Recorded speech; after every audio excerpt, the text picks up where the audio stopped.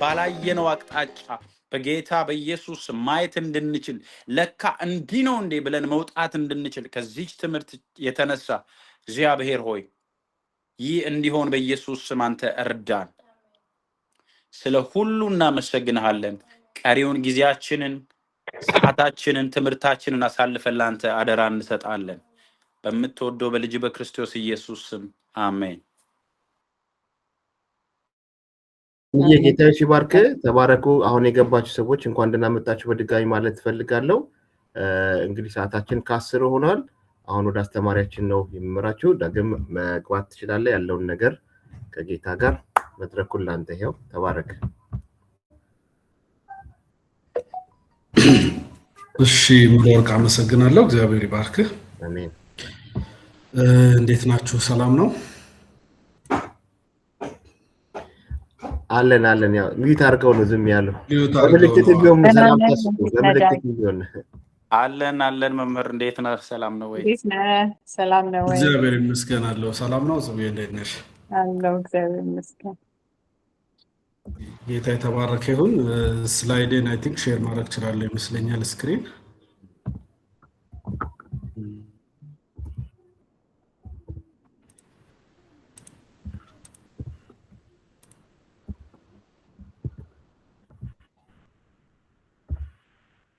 ይታያል? ይታያል።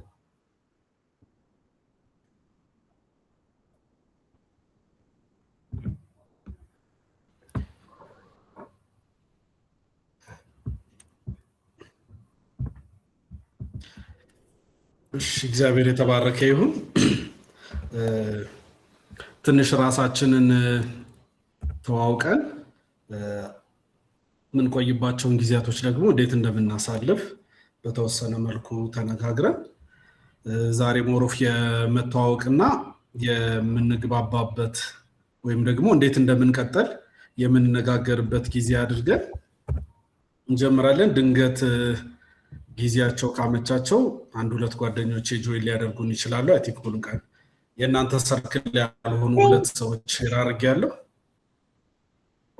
ድንገት አንዳንድ የትዳር ምስክርነቶች ምሳሌዎችን ስናገር ከመንገድ እንዳልወጣ እንዳልዋሻችሁ እንደ ጠባቂ ሆኖ ያገለግላሉ እነሱ። ስለዚህ እነሱ ጆይን የሚያደርጉን ከሆነ በየመሃሉ ያደርጉናል። የሚችሉ ቀን እግዚአብሔር በረዳን መጠን ጥሩ ጊዜ ይኖረናል ብዬ አስባለሁ። እንግዲህ አብሮ የመኖር ጥበብን የምንማርበት በተለይ አብዛኛዎቻችን በትዳር የቆየን ስለሆነ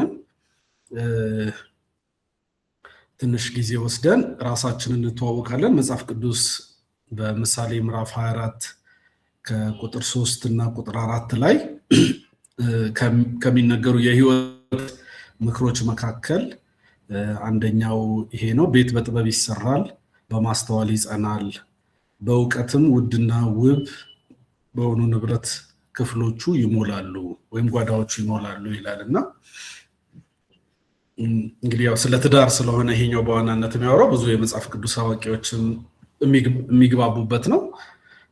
ስለዚህ ቤታችንን እንዴት በጥበብ ትዳራችንን እንዴት መስራት እንዳለብን ትዳራችንን የሚያጸና ማስተዋል ከእግዚአብሔር ቃል የምናገኝበት ትዳራችን ቤታችን ደግሞ በከበሩ ነገሮች ውብ በሆኑ ነገሮች የተሞላ እንዲሆን ከእግዚአብሔር ቃል አብረን የምንማርበት ጊዜ ይሆናል። ስለዚህ እኔ ለዚህኛው ጀርኒያችን በምንቆይባቸው ጊዜያቶች ሰው ሳይሆን እግዚአብሔር የሚፈልገውን ትዳር መምራት በሚል ዋና ርዕስ ላይ ሆነን ስለ ጋብቻ ነው የምንማረው። ግን ትዳር እንደምታውቁት ሰው የሚፈልገዋል፣ እግዚአብሔር የሚፈልገዋል። ሰው ቤቱን፣ ትዳሩን፣ ጓደኝነቱን መምራት የሚፈልግበት የራሱ መንገድ አለው። እግዚአብሔር ደግሞ ትዳር እና ቤት መመራት አለበት የሚልበት ደግሞ የራሱ መንገድ የራሱ ፕሪንሲፕሎች አሉት። ስለዚህ ሰው ሳይሆን እግዚአብሔር የሚፈልገው የትዳር መመሪያ ከመጽሐፍ ቅዱስ አንጻር ከእግዚአብሔር ትምህርት አንጻር የቱ ነው የሚለውን ነገር አብረን የምናይበት ነው።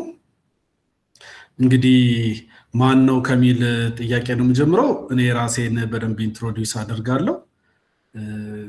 ከዛ በኋላ ግን የሚቻል ከሆነ በእናንተ ፕሮግራም እንትን ካላልኩ ሌላ ጊዜም እንደው ማየት እንድችል መልካችሁንም ራሳችሁን ስታስተዋውቁ ቢያንስ ቪዲዮአችሁንም ከፍታችሁ ባያችሁ አመቺ ቦታ ላይ ያላችሁ ሰዎች ከሆናችሁ ከዛ በኋላ የትዳር ዘመናችሁን የቆያችሁበትን ጊዜ ስማችሁን ያላችሁበትን ሁኔታ ትንሽ የሚገልጽ ነገር ብትነግሩኝ በሚኖረን ጀርኒ ውስጥ ምን እንደምናደርግ ከተቻለ ደግሞ በዚህ 5 ቀን አብረን በመቆይበት ጊዜ ውስጥ ኤክስፔክቴሽናችሁ ምን እንደሆነ ምንድነው ማግኘት የምትፈልጉት እርግጠኛ ነኝ ውድ የሆነ ጊዜያችሁን ለዚህ ነገር ስትሰጡ ኤክስፔክት የምታረጉት ነገር የምትጠብቁት ነገር አለ ከዚህ ውስጥ እንዲህ አይነት ነገር ኤክስፔክት አደርጋለሁ ይሄን ማገኝ ይመስለኛል የሚለውን እንግዲህ ከማስተዋወቂያ ወርስ በርስ ተነጋገሩ ያሰባችሁት አለ ከዛ አንፃር መጨረሻ ላይ ደግሞ እንግዲህ ጉዟችንን ደግሞ ገምግመን በዛ ውስጥ እንዴት እንደምንሄድ እናወራለን እንግዲህ ስክሪኑ ላይ እንደምታዩት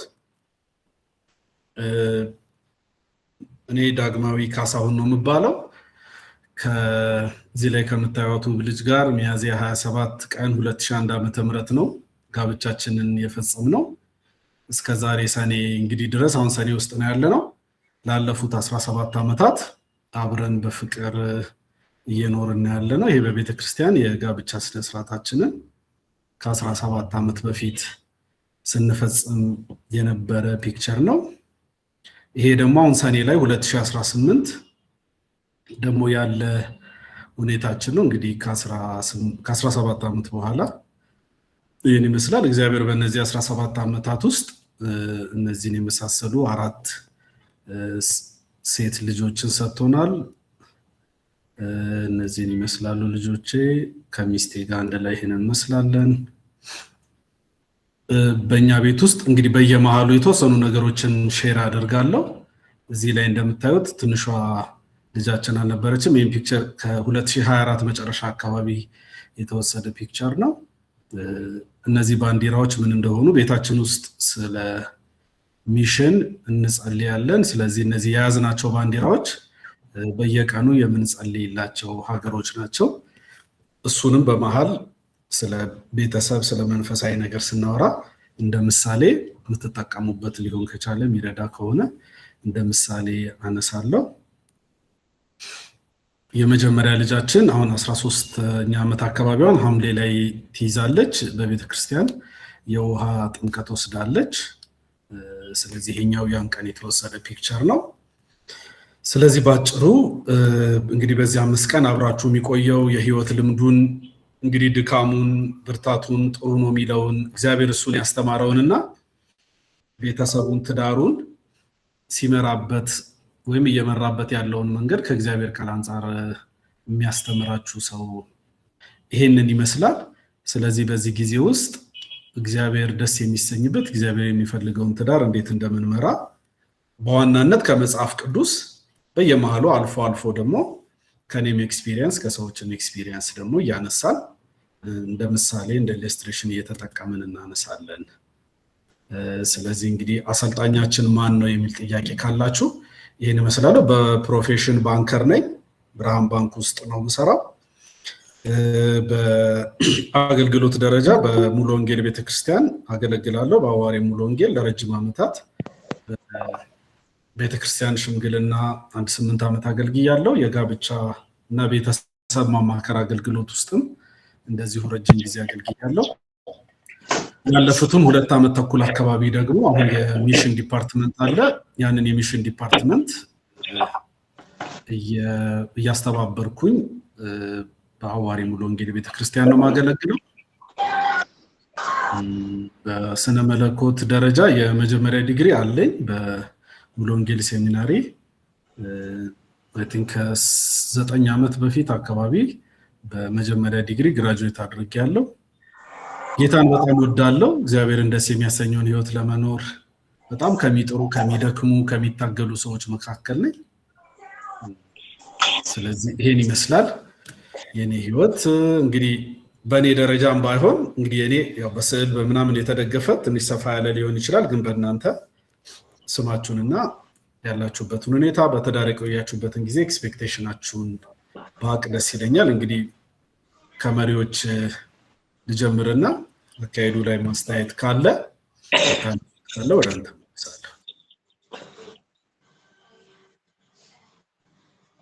እግዚአብሔር አምላክ የተባረከ ይሁን። እንግዲህ እኔም ሆስት ሳደርግ ስለነበረ ይሄንን እኔ ልናገርና ከዛ ጽቤ ከዛ ቶሌ ከዛ አቡኮ እያለ ወደ ታች ይወርዳል ማለት ነው። እኔ ስሜ ያው ሙሉወርቅ አለሙ ይላል። ፎር ላይ እንደምታየው በቤተክርስቲያን ውስጥ ማስተማር ማገለግል ሰው ነኝ። የሶስት ልጆች አባት የአንዲት ሚስት ባለቤት ነኝ። የተጋባ ነው የዛሬ 14 ዓመት አካባቢ ነው የተጋባ ነውና መኖር የጀመርነው። እስካሁን ባለን አጠቃላይ እንቅስቃሴ ጥሩ ነው። ያው ከአንተ ከምታስተምሩ ኤክስፔክት የማደርገው ትዳርን በደንብ አጠንክሮ ለመሄድ የሚያስፈልጉ ነገሮች እንድትሰጠን ነው። ቅድምም ከጾቤ ጋር ስናወራ ነበር። አንዳንድ መታከም ካለበት ህክምና እንደገና ደግሞ ሰፕሊመንተሪም ካስፈልገው ያንን ሰፕሊመንተሪ ለማግኘት ነው ዛሬ እዚህ ጆይን ያደረኩት። ያንንም ኤክስፔክት አደርጋለሁ። አንዳንዴ ዝም ብዬ የምመራውን ነገር በትክክልና በአግባብ መምራት የምችልበትን አቅም አገኛለሁ ብዬ አስባለሁ። እኔ ባጭሩ ይሄንን እመስላለሁ። እግዚአብሔር አምላክ የተባረከ ይሁን።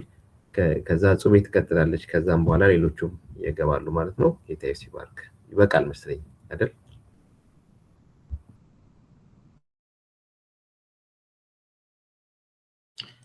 ጥሩ ነው። ሙሉወርቅ አሪፍ ነው። ጥሩ ምሳሌ ነው። በዛው መቀጠል እንችላለን።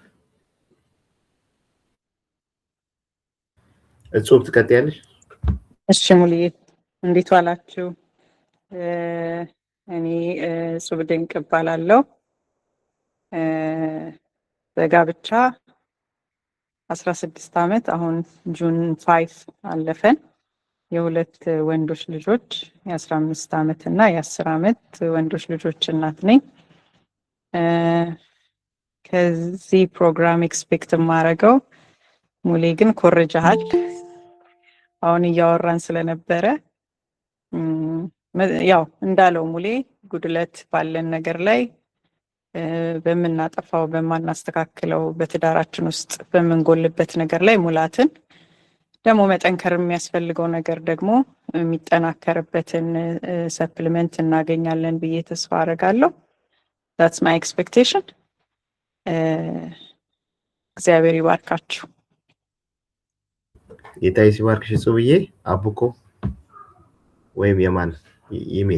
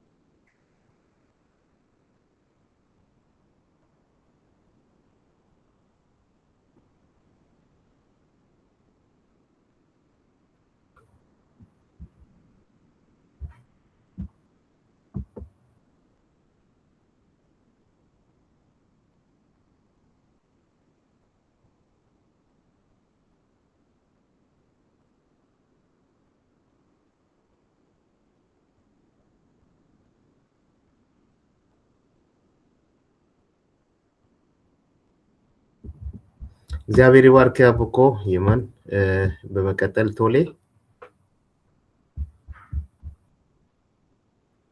እሺ እኔም ስሜ ቶሌራ በቀለ እባላለሁ። በኢትዮጵያ ወንጌላዊት አማኞች ቤተክርስቲያን አገልጋይ ነኝ።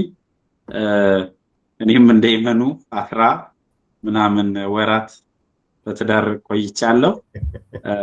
1 ዓመት ከግማሽ አካባቢ። ከዚህ ስልጠና ምን ኤክስፔክት አድርጋለህ ለሚለው በመንፈሳዊም በስጋም ብዙ ነገሮችን እንደምንማር ተስፋ አድርጋለሁ።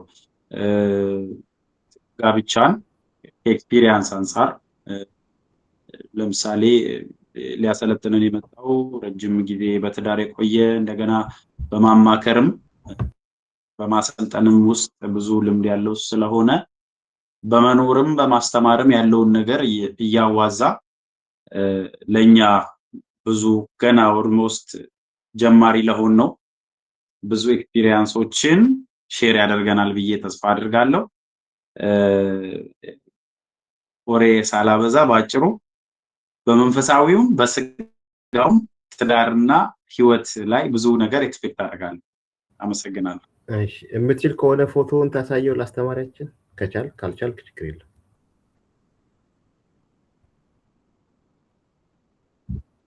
እኔ አልታየኝም። ክፍት ነው ቪዲዮ አይቼዋለሁ። እሺ ጥሩ። በመቀጠል ሪች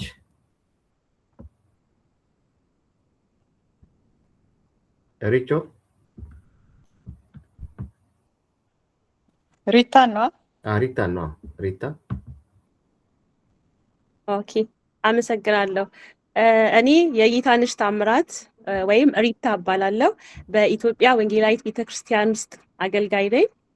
በትዳር 2 ዓመት ከ2 ወር ሆኖናል። አሁን እግዚአብሔር ረድቶን እግዚአብሔር በመንታ ልጆች ባርኮናል። ወንድና ሴት ልጆች አሉን። የወንዱ ስም አሪኤል ይባላል፣ የሴቷ ደግሞ አቢጌል ይባላልና ያው እግዚአብሔር ቸር ነው። በ1 ዓመት ውስጥ ነው 2 ልጅ የሰጠን። በተጋባን በ1 ዓመት በተጋባን እለት በ24 አገባሁኝ። በ24 ወለድኳቸው ልጆቼን። 2 መንታ ልጆች ወልጃለሁ። እግዚአብሔር ረድቶን እስካሁን እንደ እግዚአብሔር ቃል በምንችለው ከቤተሰብም ከእግዚአብሔር ቃል በተማርነው ይሄን 2 ዓመት ከእግዚአብሔር ጋር ይሄን ትዳር እየመራን ነው።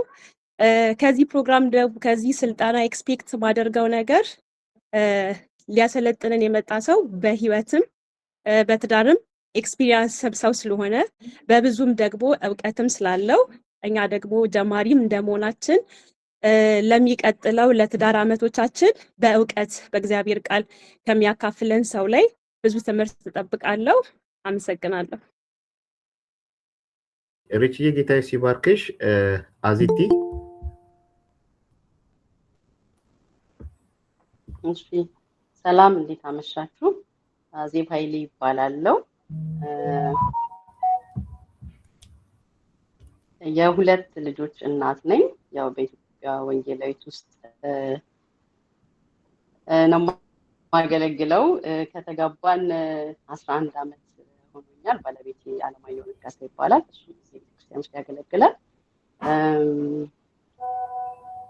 ምንድነው የምጠብቀው በትዳር ውስጥ ከዚህ ላገኘው የምፈልገው ትምህርት ኤክስፔክት የማደርገው እንዲሁ በባልና ሚስት ውስጥ የባል ድርሻ እና የሴት ድርሻ የሚለውን የተወሰነ ነገር ማየት ብንችል፣ ሁለተኛው ደግሞ ባለትዳሮች በፋይናንስ ላይ አያያዝ እሱንም ትንሽ ብናይ ደስ ይለኛል። እግዚአብሔር ይባርክ። መልካም ትምህርት እንጠብቃለን። ጌታም ይረዳል። እግዚአብሔር አምላክ ይባርክሽ አዚትዬ። እስካሁን ያቀረቡት የዚህ ፕሮግራም አዘጋጆች ኮሚቴዎች ናቸው። አሁን የምሄደው ወደ ቤተክርስቲያናችን ሽማግሌ ወደ ዮናስ ባዩ ይሆናል። ዮኒ እባክህ ራስን አስተዋውቀን።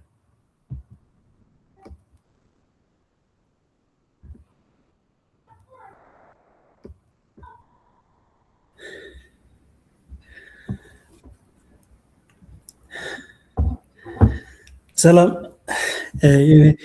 ዮናስ ባዩ እባላለሁ። የቤተክርስቲያን ሽማግሌ ነኝ። እኔም ባለትዳርና የሁለት ልጆች አባት ነኝ። በትዳር ከ17 ዓመት በላይ ቆይቻለሁ። 2 ልጆች አሉኝ። መጀመሪያዋ 11 ዓመት፣ ሁለተኛው ኦልሞስት 9 ዓመት። ሰው ያው ጌታን ያገለገልን እንገኛለን። ቤተክርስቲያንም በሙያም ደግሞ መሐንዲስ ነኝ። እዚሁ በኢንጂነሪንግ ነው የምሰራው። እዚህ ኤክስፔክት ማደርገው ትዳር ያው ለእግዚአብሔር ቤት ስራ ለእግዚአብሔር ቤት መንግስት ኮር ስለሆነ ዋና ነገር ስለሆነ የትዳር ክቡርነት እና የእግዚአብሔር ሀሳብ መሆኑን በጥልቀት የምናይበት ነው ብዬ ተስፋ አድርጋለሁ። ረጅም ጊዜ የቆየንም ብንሆንም አዲስ ተጋቢዎች ትዳርን እግዚአብሔር በሰጠው መልኩ ይዘን የምንቀጥልበትን ስንቅ እናገኛለን ብዬ ተስፋ አድርጋለሁ። ከአንተ ካለህም ልምድ ለመካፈል ዝግጆች ነን። እግዚአብሔር ደግሞ ይረዳናል ብዬ ተስፋ አድርጋለሁ። ጌታ ይባርክህ። ሌሎቻችሁም ጌታ ይባርካችሁ። አሜን። ይሁንዬ፣ ጌታ ይባርክህ። ተባረክ። ሄኒ አለ። ሄኒ ያየሁት መሰለህ። ሄኒ አለ ኦር ምኞት ነው በሄኒ ቦታ የገባችሁ?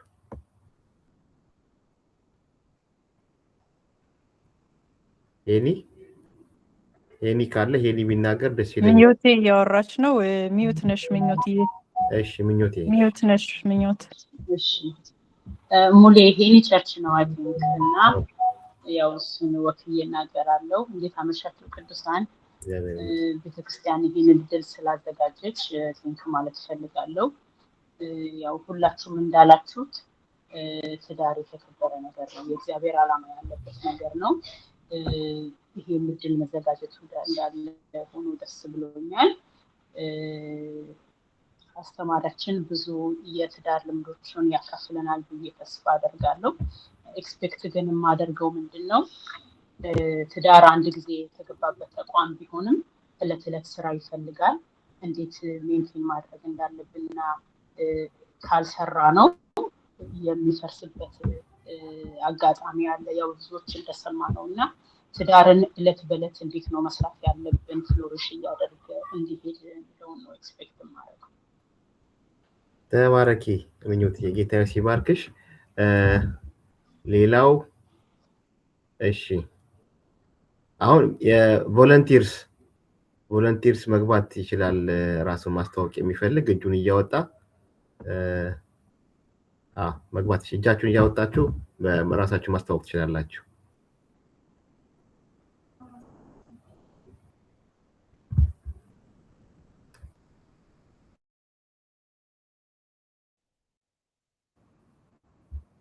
እሺ አክለ ጥራው። አበን ማን ነው? አቤኔዘር። እሺ አቤኔዘር እባክህ። አቤኔዘር። እሺ ሙሌ አቤኔዘር እባላለሁ። እሺ የሶስት ልጆች አባት ነኝ። በትዳር ሞርዛን 10 ዓመት ይሄን ይመስላል። የቤተ ክርስቲያናችን ምእመን ነኝ። ኤክስፔክቴሽን ያው እንግዲህ እኔ ኤክስፒሪየንስ ነኝ ማለት አልችልም እና ኤክስፒሪየንስ አይ ቲንክ እስክንሞት ድረስ አዳዲስ ነውና እኔ ያልደረስኩባቸውን ኤክስፒሪየንሶች መስማትና ማወቅ ፈልጋለሁ። እንግዲህ ይሄን ነው ኤክስፔክት ማድረግ ነው። እሺ ጌታ ይባርክ። አቤኔዘር። አዳ አለማየሁ።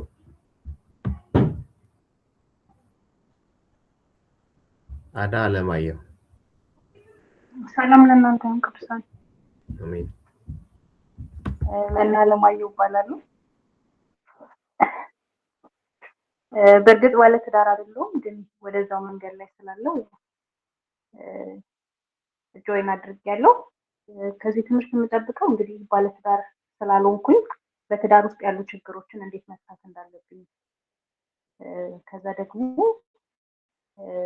የእግዚአብሔርን ሐሳብ በትዳር ውስጥ ያለውን እስከ ፍጻሜው ለማድረስ በምን አይነት መንገዶችና መርሆች መሄድ እንዳለብኝ ለማወቅ እና መንገዶቹን ለመከተል ይህንን ኤክስፔክት አድርጌ የሚገባውትን ያመሰግናለሁ። መና የጌታ ሲባርክሽ። ተባረኪ። ብሩክ ተስፋዬ።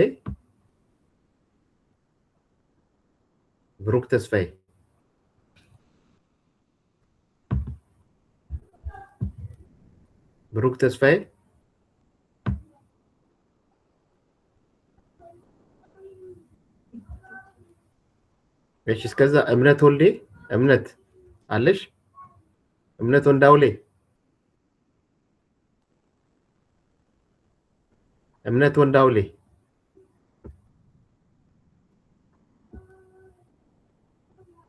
ወንዳውሌ።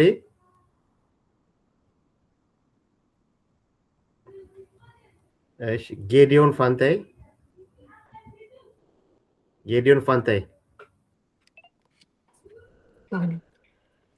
እንዴት አመሻችሁ? እግዚአብሔር ይመስገን። እንግዲህ ስሜ ጌዲዮን ፋንታ ይባላለሁ። የሶስት ልጆች አባት ነኝ። በጋብቻ 10 ዓመት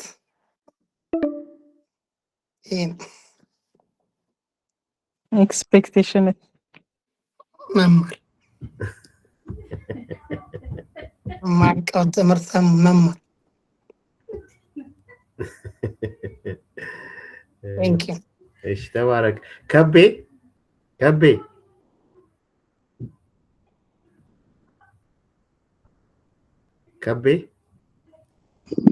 ወይ ሰላም ነው? እግዚአብሔር ይመስገን። ከቤ ራስን አስተዋውቀን እባክህ።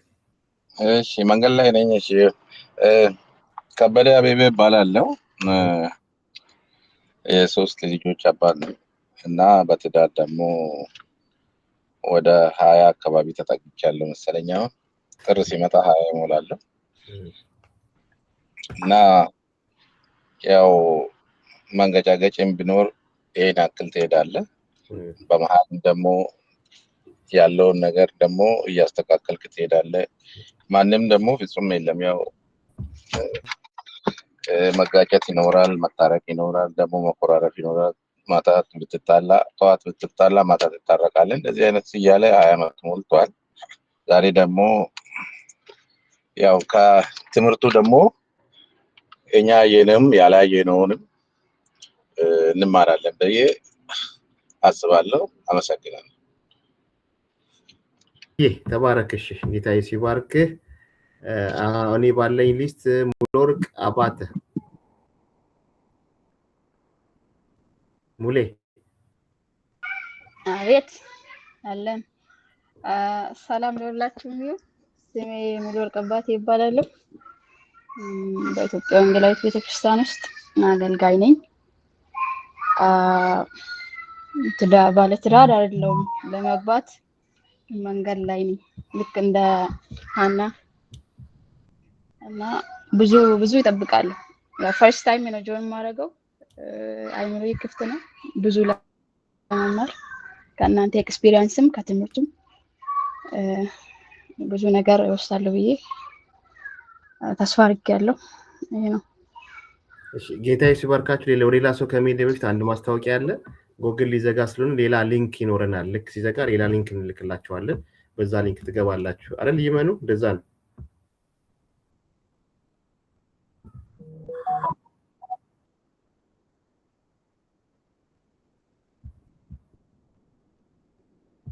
እሺ ሌላ ልክ እንልካለን። ጌታ ይባርካችሁ።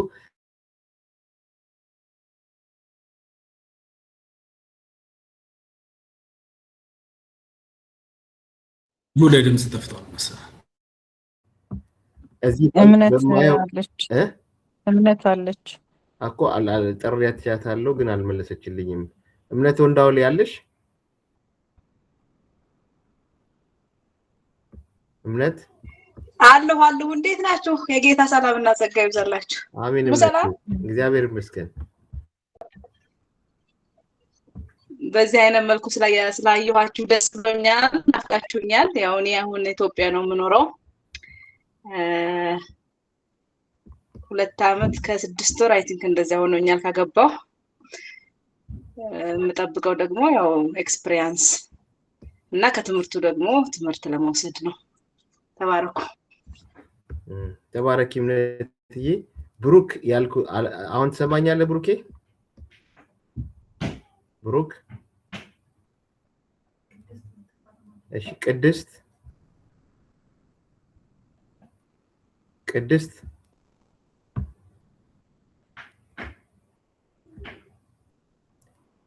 ኩፋ። እሺ ኩፋ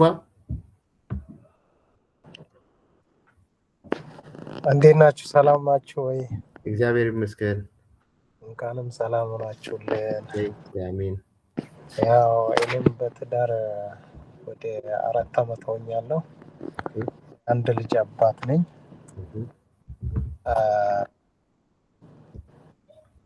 ያው በዚህ ትምህርት ብዙ ስልጠና ወስዳለሁ ብዬ አስባለሁ በፈጣሪ ስም ከሆነ እና ተራ ስለሰጣችሁ በጣም ነው የማመሰግናችሁ። አሁን መንገድ ላይ እየሄድኩ ስለሆንኩ እሺ ኩፋዬ ጌታዬ ሲባርክ ተባረክ። የቀረሰው ይኖር ይሆን? የቀረሰው ይኖር ይሆን? እጹብ የቀረሰው አለ? ምናልባት እኔ ካላየው ድንገት አቡኮ ካለ እስቲ ፕሊስ። እንዴት ዓለምን ትረሳለህ? እኔ ነው ተናግሬያለሁ ብዬ ነው። አይቻልም። እንደዛ ዓለም፣ ሀና፣ ዓለም ሌሎችም ልጆች አሉ። እንደዛ ከሆነ እሺ ዓለምዬ ትናገራለች። ሀና ትናገር። ዓለምዬ ተናገሪ።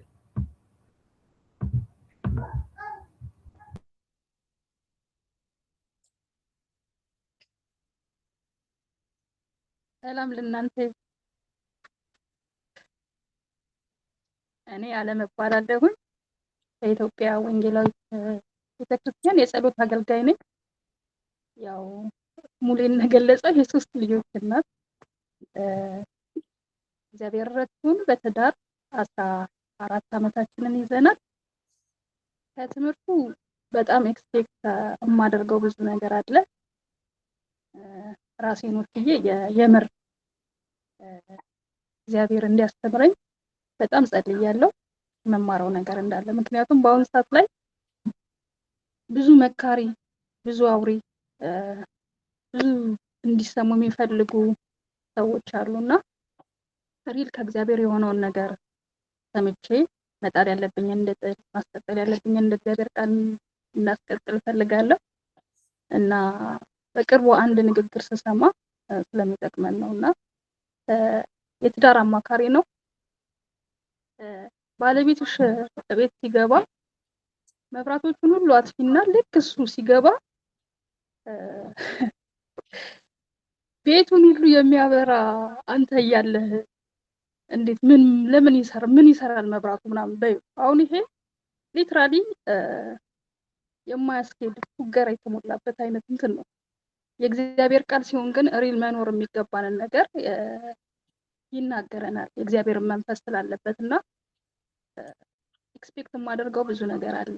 ራሴን ልሰራበት፣ ቤቴን ልለውጥበት፣ መንፈስ ቅዱስም እንደሚረዳ እንደሚያስተምረን አምናለሁ። ተባረኩልኝ። ብዙ አወራሁ። ጌታ የተባረከ ይሁን። የረሳው ሃኒ እሺ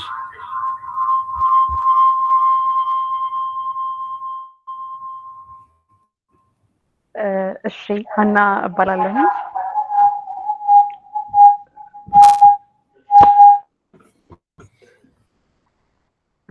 ምንጩ ጋር ስለሆነች ነው።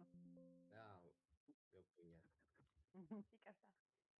ሀና እባላለሁኝና ያው አንድ አመት ከኦልሞስት 2 ወር ገደማ የሆነኝ ነው በትዳር እና ከዚህ ኤክስፔክት የማደርገው እንደ እግዚአብሔር ቃል የሆነ የትዳር ጋይዳንስ እንጠብቃለሁኝ ከስልጠናው። አመሰግናለሁ። እግዚአብሔር አምላክ የተባረከ ይሁን። ሌላ ከሌለ እንትን ቀይረን ብንገባስ ይመን ምን ትላለህ? ኦልሞስት 9 ደቂቃ ነው የሚያሳየው። ይሄኛው እንትን 7 ደቂቃ ነው የሚያሳየው።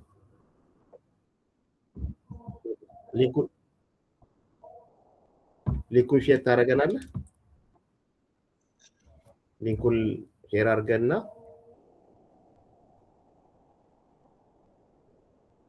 ሀና የማ ባለቤት ነች? ይቅርታ የይመኑ ባለቤት የሱ አቡ ካሚል ነው።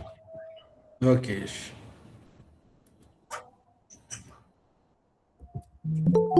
እስኪ የለችም እንዴ ቶሌ?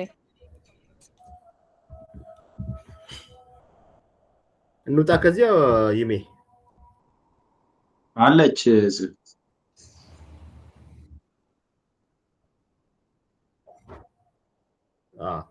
ረኪ ስናገር አራክሽ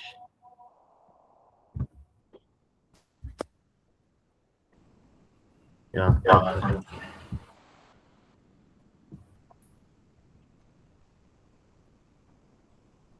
አይ ቲንክ ዳግም መጀመር ትችላለህ።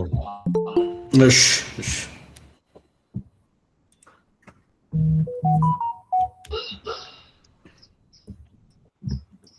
ስክሪን ያልመጣም ወይስ መጥቷል?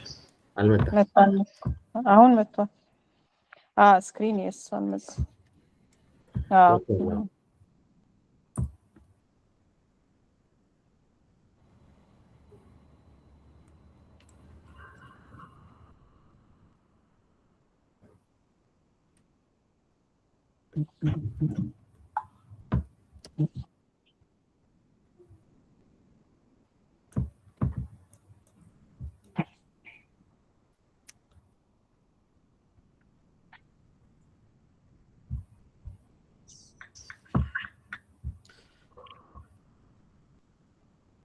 ስማቸውን አይ ቲንክ ሚስ ካረኩኝ ቅድም።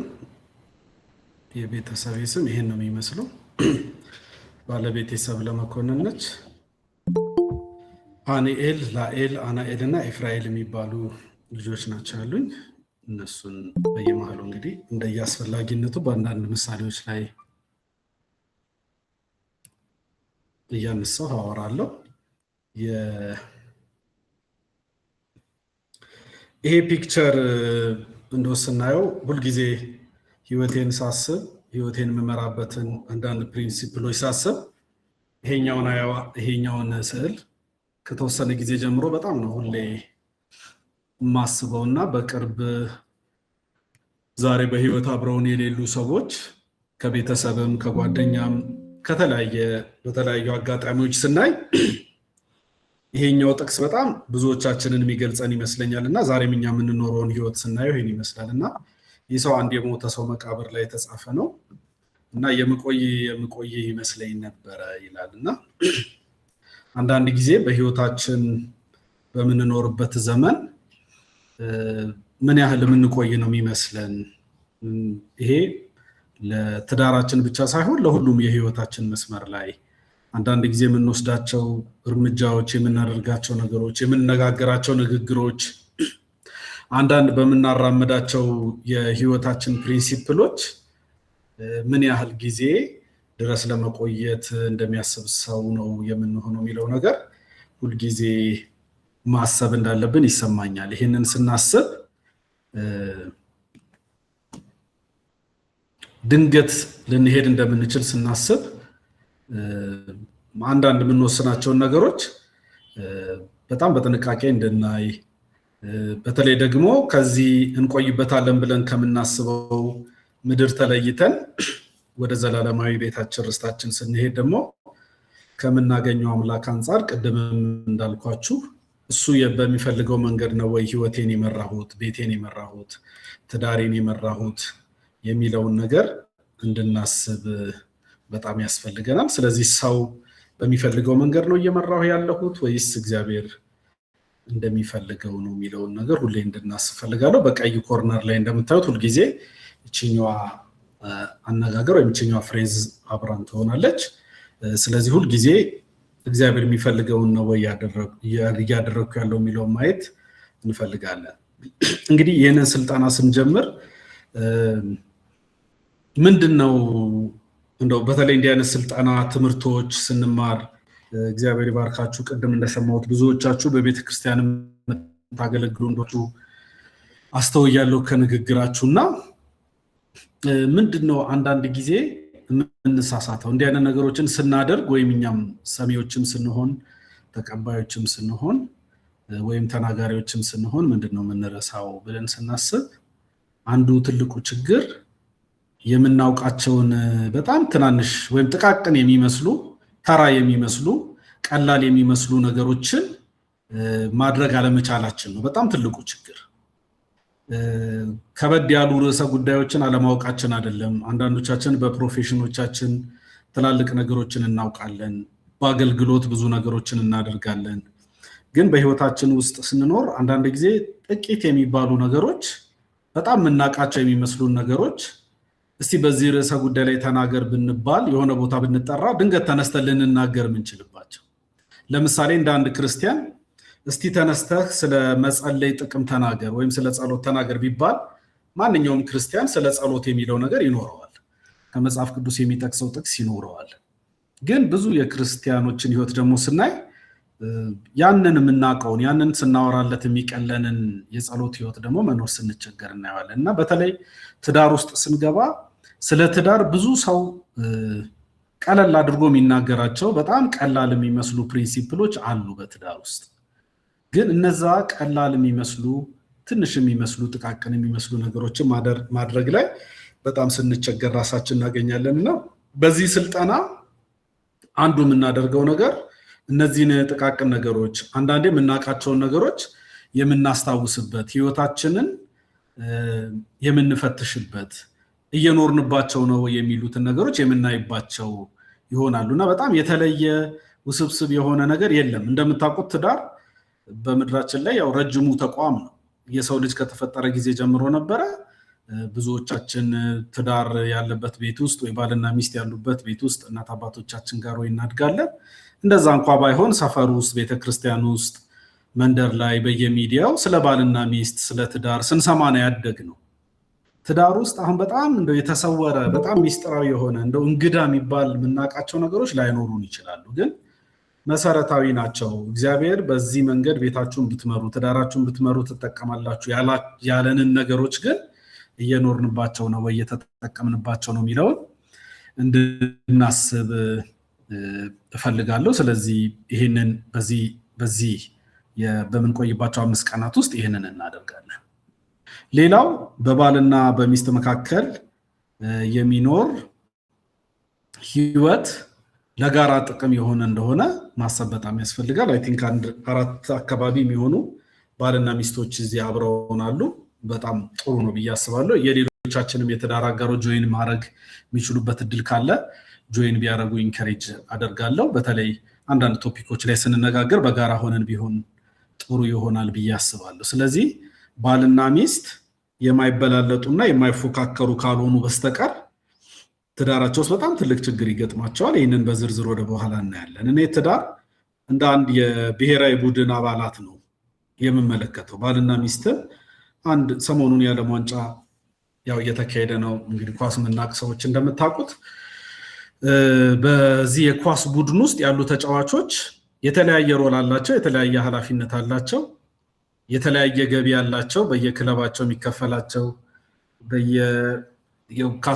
ካስተዳደጋቸው ተነስቶ ከኖሩበት ቤተሰብ ተነስቶ ከሚኖሩበት ሀገር ካደጉበት ሀገር ተነስተው የተለያየ ኮንቴክስት ይኖራቸዋል። ግን ሪፕሬዘንት የሚያደርጉት የሚወክሉት ቡድን አባል ሆነው ሲገቡ ግን ድላቸውም ሽንፈታቸውም ደግሞ አንድ ላይ ይሆናል። ስለዚህ ባልና ሚስት መካከል የሚኖር የትኛውም እንቅስቃሴ ድልም ከሆነ የጋራ ነው፣ ሽንፈትም ከሆነ የጋራ ነው ማለት ነው። ባሌን አሸነፍኩት፣ ሚስቴን አሸነፍኳት፣ ሰራሁለት የሚባሉት ንግግሮች በአንድ ቡድን ውስጥ እየተጫወትን የራሳችንን ውድቀት የራሳችንን ሽንፈት እያወራን እንዳይሆን መጠንቀቅ ያስፈልገናል።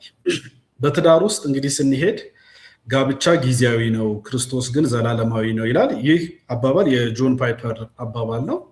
ሞሜንታሪ ሜሬጅ የሚል አንድ መጽሐፍ አለው። ጥሩ መጽሐፍ ነው። ትንሽ ሰፋ ያለ መጽሐፍ ነው። የእንግሊዘኛ መጽሐፍ ነው። አይ ቲንክ በአማርኛም የተተረጎመ ይመስለኛል። ጆን ፓይፐር ሁልጊዜ ትዳር ጊዜያዊ እንደሆነ ማሰብ አለብን ይላል። ጊዜያዊ ማለት ያው እዚህ ምድር ላይ እስካለን ድረስ ብቻ የሚቆይ ከዚህ ምድር ስንለይ ደግሞ አብሮን የማይቀጥል እንደሆነ ማሰብና ትዳራችንን ስናስብ ዘላለማችን ላይ ኢምፓክት የሚኖረው ነገር እንደሆነ ከጌታ ጋር ባለን ህይወት እንደሆነ መረዳት ያስፈልገናል። የመጀመሪያው ቶፒክ ዛሬ እናየዋለን ብዬ የማስበው የጋብቻን ምንነት መረዳት የሚል ነው። ያው ለአንዳንዶቻችን በቸርች የምታስተምሩት ይሆናል። ቅድም እንዳልኩት ነው። አንዳንዱ ነገር ለማስታወስ ነው። አንዳንዱ ነገር ደግሞ ለማያውቁም ሰዎች ወይም ደግሞ በዚህ አንግል በዚህ አቅጣጫ ላልተመለከቱት ሰዎች እንዲያዩት የምናደርግበት ነው እና ጌታችን ኢየሱስ ክርስቶስ በሉቃስ ወንጌል ምዕራፍ 19 ላይ ለፈሪሳውያን በመለሰው መልስ ውስጥ ከጥንት የነበረውን ነገር ሲናገር የዘፍጥረትን መጽሐፍ የመጀመሪያ ምዕራፎች እና ከብሉይ ኪዳን ላይ ያሉትን ሐሳቦች ነው የሚጠቅሰው እና ከጥንት እንደዚህ አልነበረም ብሎ ነው የሚጀምረውና ስለዚህ የጋብቻን ምንነት ስለመረዳት ስናወራ ምን ነበረ ከጥንት ዘፍጥረት ላይ ምን ነበረ እግዚአብሔር ጋብቻን ሲያስብ ምን ነበረ ያሰበው የሚለውን ነገርና ጋብቻን በትክክለኛ መሰረት ስለመረዳት እንማራለን ማለት ነው። ስለዚህ የማይነቃነቁ ናቸው፣ ለአንድ ቤተሰብ መሰረት ናቸው፣ ወሳኝ ፕሪንሲፕሎች ናቸው ብዬ ማስባቸውን እና ይህንን ቤተሰብ እግዚአብሔር በሚፈልገው መንገድ ለመምራት ያስፈልጋሉ የሚሉ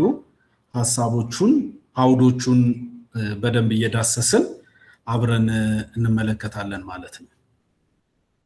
እንግዲህ የጋብቻን ምንነት ስንረዳ የጋብቻ ጀማሪና ባለቤት እግዚአብሔር እንደሆነ መረዳት የመጀመሪያው ቶፒካችን ነው። በዘፍጥረት ምዕራፍ 2 ቁጥር 18 ላይ ስክሪኑ ላይ እንደምታዩት እግዚአብሔር አምላክም አለ፣ ቦልድ ያደረኩት እኔ ያደረኳቸው ናቸው፣ ሰው ብቻውን ይሆን ዘንድ መልካም አይደለም፣ የሚመቸውን ረዳት እንፍጠርለት። እግዚአብሔር አምላክም በአዳም ከባድ እንቅልፍ ጣለበት፣ አንቀላፋም፣ ከጎኑም አንዲት አጥንትን ወስዶ ስፍራውን በስጋ ዘጋው። እግዚአብሔር አምላክም ከአዳም የወሰዳትን አጥንት ሴት አድርጎ ሰራት፣ ወደ አዳምም አመጣት ይላል። እና ይሄ እንግዲህ የባልና ሚስት የመጀመሪያው ምዕራፍ የመጀመሪያው ጋብቻን ምንድነው የሚመስለው? ባል ምንድነው? ሚስት ምንድነው ብለን ስናስብ ይሄ ተቋም እንዴት ተጀመረ? በምን ዓላማ ተጀመረ ስንል መጀመሪያ የምናገኘው የመጽሐፍ ቅዱስ ክፍል ነው። ይህን ክፍል በደንብ አስተውለን ካየነው በተለይ ቦልድ ያደረኳቸውን ነገሮች ካያቸዋቸው ሁሉም ንግግሮች የሰው ንግግሮች አይደሉም። ሰው ብቻውን ይሆን ዘንድ መልካም አይደለም ያለው ማን ነው? እግዚአብሔር ራሱ ነው። የሚመቸውን ረዳት እንፍጠርለት ያለው ማን ነው? እግዚአብሔር ራሱ ነው። አዳም ብቻዬን መሆኔ መልካም አይደለም ብሎ አልጀመረው። እንደው አንድ ሰው ብትሰጠኝ ብሎ አልጀመረው። እንደው ትፈጠርልኝ አንድ ሴት እንደው እኔን የምትመስል ረዳት የምትሆነኝ አላለው። እግዚአብሔር እንደውም የአዳምን አስተያየት በማይፈልግ በሚመስል ሁኔታ አዳም እዚች መሃል ላይ በነጠብጣብ የገለጽኳት ቁጥር 19 አካባቢ ያለው ሐሳብ የሚናገረው እንስሳትን ሁሉ በፊቱ አሳለፈ፣ አዳምም ስም አወጣላቸው፣ እስከዛሬ ድረስ በዛ ስም ይጠራሉ ይላል። እና አዳም ቢዚ ነበረ እግዚአብሔር ይሄንን ሲያደርግና አዳም ስም አውጥቶ ሲጨርስ እግዚአብሔር አምላክ በአዳም ላይ ከባድ እንቅልፍ ጣለበት ይላል። ስለዚህ አዳምን ሳያማክረው የአዳምን አስተያየት ሳይጠይቅ እግዚአብሔር ራሱ ፈጠረ፣ ሴት አድርጎ ሰራት። ከዛ በኋላ ያቺን ሴት አምጥቶ ደግሞ ወደ አዳም አመጣትና ሰጣት ይላል። ስለዚህ አሁን ጋብቻን በጣም ክርስቲያኖች መረዳት ያለባቸው ጋብቻ ስለኛ ሳይሆን ስለ እግዚአብሔር እንደሆነ በጣም መረዳት ያስፈልጋል። ጋብቻ የሰው ሐሳብ የሰው ልጅ ለራሱ የፈጠረው ተቋም አይደለም። መጽሐፍ ቅዱስ ላይ የተለያዩ ተቋሞች ሰዎች ጠይቀው ተፈጥረዋል። እኛ እንዲህ አይነት ሰው ያስፈልገናል፣ እንዲህ አይነት ሰው ይሰጠን ብለው ሰዎች ጠይቀዋል። ነገስታትን ጠይቀዋል፣ መንግስት ጠይቀዋል፣ የእስራኤል ህዝቦች፣ ሌላም ብዙ ጥያቄዎች ሰዎች ጠይቀዋል። ምን ልስጥህ፣ ምን ላድርግልህ ብሎ እግዚአብሔር ሰዎችን መጥቶ አማክሯል። እና እግዚአብሔር በፍጥረት መጀመሪያ ግን የሰው ልጅ ወይም በጋብቻ ስለማጣመር ሲያስብ በራሱና በራሱ ብቻ የወሰነው ነው። ስለዚህ ጋብቻን ስናስብ ሁል ጊዜ ጋብቻ የኛ ጉዳይ ሳይሆን የኛ ኢሹ ሳይሆን የኛ ኢኒሺዬቲቭ ሳይሆን እኛ የፈለግነው እኛ አሁን ዘንድሮ አንዳንድ ጊዜ እንደሚታሰበው በኋላ እንፈትሻለን። እኛ የጾታዊ ስሜት ወይም የፍትወት ስሜት ስላስቸገረን የምንፈልገው እኛ ኑሮ ስለከበደን የኑሮ ረዳት ሲያስፈልገን የምንፈልገው ሳይሆን እግዚአብሔር በራሱ ተነስቶ ጋብቻ የሚባል ነገር ለሰው ልጅ ያስፈልገዋል፣ አዳም ብቻውን መሆኑ መልካም አይደለም ብሏል። እነዚህ ነገሮች ወደ ኋላ ገብተን በደንብ እግዚአብሔር ይህንን ሲል ምን ማለቱ እንደሆነ ትንሽ እንነጋገርበታለን ማለት ነው። ሌላው ስለ ጋብቻ ማንነት መረዳት ያለብን ጋብቻ ክቡር እንደሆነ ማወቅ በጣም ያስፈልጋል። እግዚአብሔር ቅድም እንዳልኩት የመጀመሪያ የፈጠረው ተቋም እንደመሆኑ መጠን ጋብቻ ክቡር ነው። የዕብራውያን ጸሐፊ በዕብራውያን ምዕራፍ 13 ቁጥር 4 ላይ መጋባት በሁሉ ዘንድ ክቡር፣ መኝታውም ንጹህ ይሁን፣ ሴሰኞችንና አመንዝሮችን ግን እግዚአብሔር ይፈርድባቸዋል ይላል። መጋባት በሁሉ ዘንድ ምን ይበል? ክቡር ይሁን፣ መኝታውም ንጹህ ይሁን፣ ሴሰኞችና አመንዝሮችን ግን እግዚአብሔር ይፈርድባቸዋል ይላል። ጋብቻ ክቡር ነው፣ ጋብቻ የተከበረ ተቋም ነው ስንል ይህንንም እኛ የፈለግነው ሳይሆን እግዚአብሔር ራሱ መጋባት በሁሉ ዘንድ ክቡር እንዲሆን እፈልጋለሁ፣ በባለትዳሮች ዘንድ ብቻ ሳይሆን በሰው ሁሉ ዘንድ በሁሉ ፊት ጋብቻ የተከበረ መኝታውም ንጹህ መሆን አለበት ይላል። እንግዲህ እግዚአብሔር ክቡር ያደረገውን ነገር ማክበር የበረከት መንገድ ነው ማለት ነው። እግዚአብሔር ይሄ ነገር ውብ ነው፣ ይሄ ነገር የተሻለ ነው፣ ይሄ ነገር የተከበረ ነው፣ ይሄ ክቡር እንዲሆን እፈልጋለሁ ይላል። አንዳንድ ጊዜ ሰዎች ወደ እንግዲህ በቀጣይ ከምናነሳቸው በትዳር ውስጥ ከምናደርጋቸው አንዳንድ አክቲቪቲዎች አንዳንድ ግንኙነቶች ተነስተው በዚህ ቦታ ላይ እግዚአብሔር የሚፈርድባቸው ሰዎች አሉ ይላሉ። ሴሰኞች፣ አመንዝሮች ሲል ባልና ሚስት የሚያደርጉትን ነገር ከጋብቻ ውጭ የሚያደርጉ ሰዎች ማለት ነው። የተለየ ነገር የሚያደርጉ ሰዎች ማለት አይደለም። አሁን በጋብቻ ውስጥ የምናደርጋቸውን ብዙ ነገሮች ከጋብቻ ውጭ ማድረግም እንችላለን። ብዙ ሰዎችም ዛሬ ያንን እያደረጉ ነው። እግዚአብሔር ግን መጋባት በሁሉ ሰው ዘንድ ክቡር እንዲሆንለት ይፈልጋል። በጋብቻ ውስጥ እንዲጠበቁለት፣ በጋብቻ ውስጥ እንዲሆኑለት የሚፈልጋቸው ነገሮች አሉት። ስለዚህ እኛ ክርስቲያኖች የዚህ ክቡር ተቋም እግዚአብሔር በሁሉ ዘንድ ክቡር ይሁንልኝ ያለው ተቋም ክብር አስጠባቂዎች ነን ማለት ነው። ስለዚህ የእኛን ጋብቻ ሊሆን ይችላል፣ በቤተ ክርስቲያን ስለ ጋብቻ ስናስተምር ሊሆን ይችላል፣ በቤታችን በሰፈራችን ስለ ጋብቻ ስናስብ በሰው ሁሉ ዘንድ ፊት ክቡር ስለሆነ ተቋም ያውም እግዚአብሔር ክቡር እንዲሆን ስለፈለገው ተቋም ነው። ዛሬ በዓለማችን ላይ ሰይጣን በጣም ሊያቃልላቸው ከሚሞክራቸው ተቋማት መካከል ትልቁና የመጀመሪያው ትዳር ነው። በዚህ ወጥመድም ብዙ ሰዎች ደግሞ ወድቀዋል። የትዳርን ክቡርነት አቅልሎ ማየት፣ በትዳር ውስጥ ያለውን በረከት አናንቆ የማቅረብ፣ በትዳር ውስጥ ሊጠበቁ የሚገባቸው ሊደረጉ የሚገባቸውን ነገሮች አጣጥሎ ማየት እና አንዳንድ ክርስቲያኖችም ባለማወቅ የነዚህ ነገሮች ሰለባ ሲሆኑ ማየት በጣም የተለመደ ነገር ሆኗል። ሶሻል ሚዲያ ላይ ስትገቡ አብዛኛው ቲክቶክ በሉት ዩቲዩብ በሉት ሌሎችም ሶሻል ሚዲያዎች ላይ በብዛት የሚለቀቁ ነገሮችን ካየናቸው ትዳርን የሚያራክሱ ነገሮች ናቸው። ሰዎች በትዳር ውስጥ ሊያደርጓቸው የሚገቧቸውን ነገሮች ለማድረግ ትዳር አያስፈልጋችሁም የሚሉ ድምጾች በዓለም ላይ በጣም ይበዛሉ። እንደውም በትዳር መታሰር ጋብቻ መፈጸም በጣም አሳፋሪ ነገር እንደሆነ አንዳንድ ትላልቅ ሾዎች ስታዩ ቤተክርስቲያን ላይ በሚደረጉ የቃል ኪዳን ጋብቻዎች ሲቀልዱ ይታያሉ። እንደዚህ ብለሽ ቃል ኪዳን ገባሽ ሆይ፣ እንደዚህ ብለህ ገባ ሆይ እየተባባሉ ሰዎች የሚያሾፉበት ሆኗል። ምክንያቱም እግዚአብሔር ሊያከብረው የፈለገውን ነገር ደግሞ ሴጣን ሊያዋርደው ይፈልጋል ማለት ነው። ስለዚህ ክርስቲያኖች ይህንን የተከበረ ተቋም የማስጠበቅ የማስከበር እውነትም እግዚአብሔር ክቡር ነው ያለው ተቋም ክቡር ነው ብለን ከእግዚአብሔር ጋር ወግነን ልንቆም ይገባናል ማለት ነው። ስለዚህ ጋብቻ የእግዚአብሔር መሆኑ ብቻ ሳይሆን የኔ ነው ያለው ይህ ተቋም ደግሞ በሁላችን ዘንድ የተከበረ እንዲሆን እግዚአብሔር ይፈልጋል ማለት ነው። ስለዚህ ከዓለም ጋር ጋብቻችንን ስንጠብቅ ዛሬ ቀደም ብዙዎቻችሁ ኤክስፔክቴሽን ላይ እንዳነሳችሁት ከዚህ ትምህርት ወስዳችሁ በትዳራችሁ ላይ ተግባራዊ ለማድረግ ስታስቡ እግዚአብሔርን የሚያሳይ ትዳር ስለመስራት ልናስብ ነው ማለት ነው። ሰዎች የእኛን ትዳር ሲያዩ እኛ ለትዳር ያለንን ኮሚትመንት ሲያዩ ሰዎች እንዴት ይህ ተቋም የተወደደ እንደሆነ እንዴት ዋጋ ሰዎች በፕሮፌሽናችን የሚያከብሩን ሰዎች ሊሆኑ ይችላሉ። በተለያየ መንገድ የምናገኛቸው ሰዎች ሊኖሩ ይችላሉ።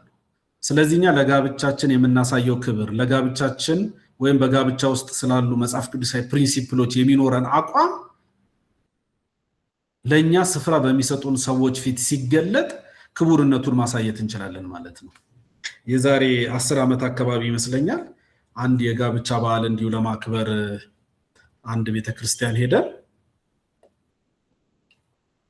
መኪና ላይ የሚለጠፍ ስቲከር ሰጡን እና የሰጡን ስቲከር ጋብቻ ክቡር ነው ይላል። ከዚህ ጥቅስ የተወሰደ ነው እና እንዳጋጣሚ ሆኖ ያንን ስቲከር መኪና ላይ ለጥፌ እንቀሳቀስ ነበርና በጣም በሚያስገርመኝ ሁኔታ በሚያስደነግጥ ሁኔታ የብዙ ሰው አቴንሽን ስቦ ነበር እና የኔ መኪና በዛ እንደውም በልዩ ሁኔታ ትታወቅ ነበር እና ማያውቁኝ ሰዎች ሁሉ በመስኮት እያወጡ ጋብቻ ክቡር ነው ምናምን ይላሉ እና ሰዎች ትንሽ ግር ይላቸዋል እና ይህንን ጩኸት አብዝተን መጮህ እንዳለብን በተለይ አሁን ደግሞ ዘመኑ እየከፋ ሲሄድ ይህንን ነገር እያስተዋልኩ ስለዚህ የጋብቻ ማንነትን ስናስብ የእግዚአብሔር መሆኑ ክቡር መሆኑ እንዳለ ሆኖ እግዚአብሔር ደግሞ የሱ ነው ስንል ክቡር ነው ስንል ምንድነው ዓላማው? ጋብቻ ለምንድነው እግዚአብሔር የፈለገው? ለምንድነው ያመጣው የሚለውን ነገር አብረን ትንሽ ለመመልከት እንሞክራለን። አሁን በጣም እዚህ ጋር በደንብ እንድትሰሙኝ ይፈልጋለሁ። የጋብቻ ዓላማን ስናስብ አንዳንድ ጋብቻ ውስጥ ከምናደርጋቸው አክቲቪቲዎች ጋር የጋብቻን ዓላማ የማምታታት ነገር ብዙ ጊዜ አለ። ሰዎች ለምንድነው የምታገባው? የጋብቻ ዓላማ ምንድነው ሲባሉ ሰዎች የሚመልሱት ነገር አላቸው። ስለዚህ እኛ ይሄንን የጋብቻ ዓላማ ከመጽሐፍ ቅዱስ አንፃር በአግባቡ መፈተሽ ማየት ያስፈልገናል ማለት ነው። በመጀመሪያ ቅድም ያነበብኩት ክፍል ጋራ ብንሄድና ዘፍጥረት መጽሐፍ ቅዱስ አጠገባችሁ ካለ ዘፍጥረት መጽሐፍን ከፍተን ብናይ የእግዚአብሔር ንግግር ትንሽ አስገራሚ ነው። እዚህ ስላይዱ ላይ ስላልያዝኩት ወደ ኋላ ልመልሰው። ዘፍጥረት ምዕራፍ 2 ቁጥር 18 ላይ እግዚአብሔር ሰው ብቻውን ይሆን ዘንድ መልካም አይደለም አለ ይላል። መጽሐፍ ቅዱስ ያወጣችሁ ሰዎች እኔ ብቻ ከማነበው ከዘፍጥረት ምዕራፍ 1 ላይ ዘለል እያለን ከቁጥር 3 ጀምሮ ብናነብ ደስ ይለኛል። አንድ እንደው የኔን ድምጽ ብቻ እንዳትሰሙና ቦሪንግ እንዳይሆን በማንበብ የምትረዱ ሰዎች ብትኖሩ ዘፍጥረት ምዕራፍ 1 ቁጥር 3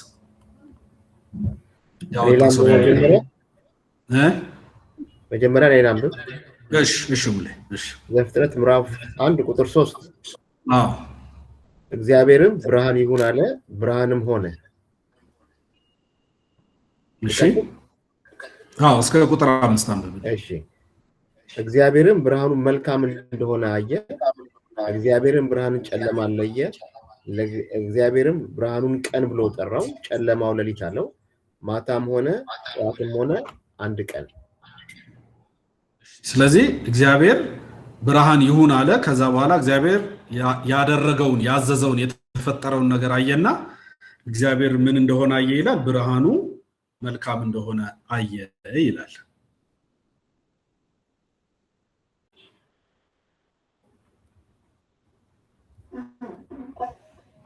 ከዛ ቁጥር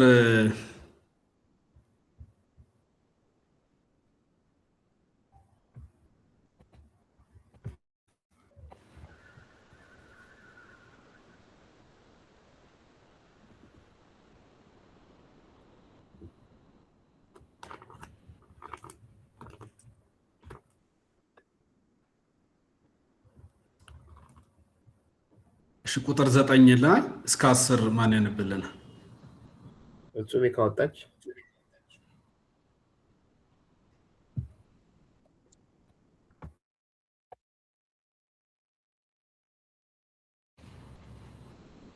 ምዕራፍ 1 ቁጥር 9 እስከ 10። እሺ እኔ ላንብብ። ሶሊ አንብብልኝ። መነጽር አላረፍ።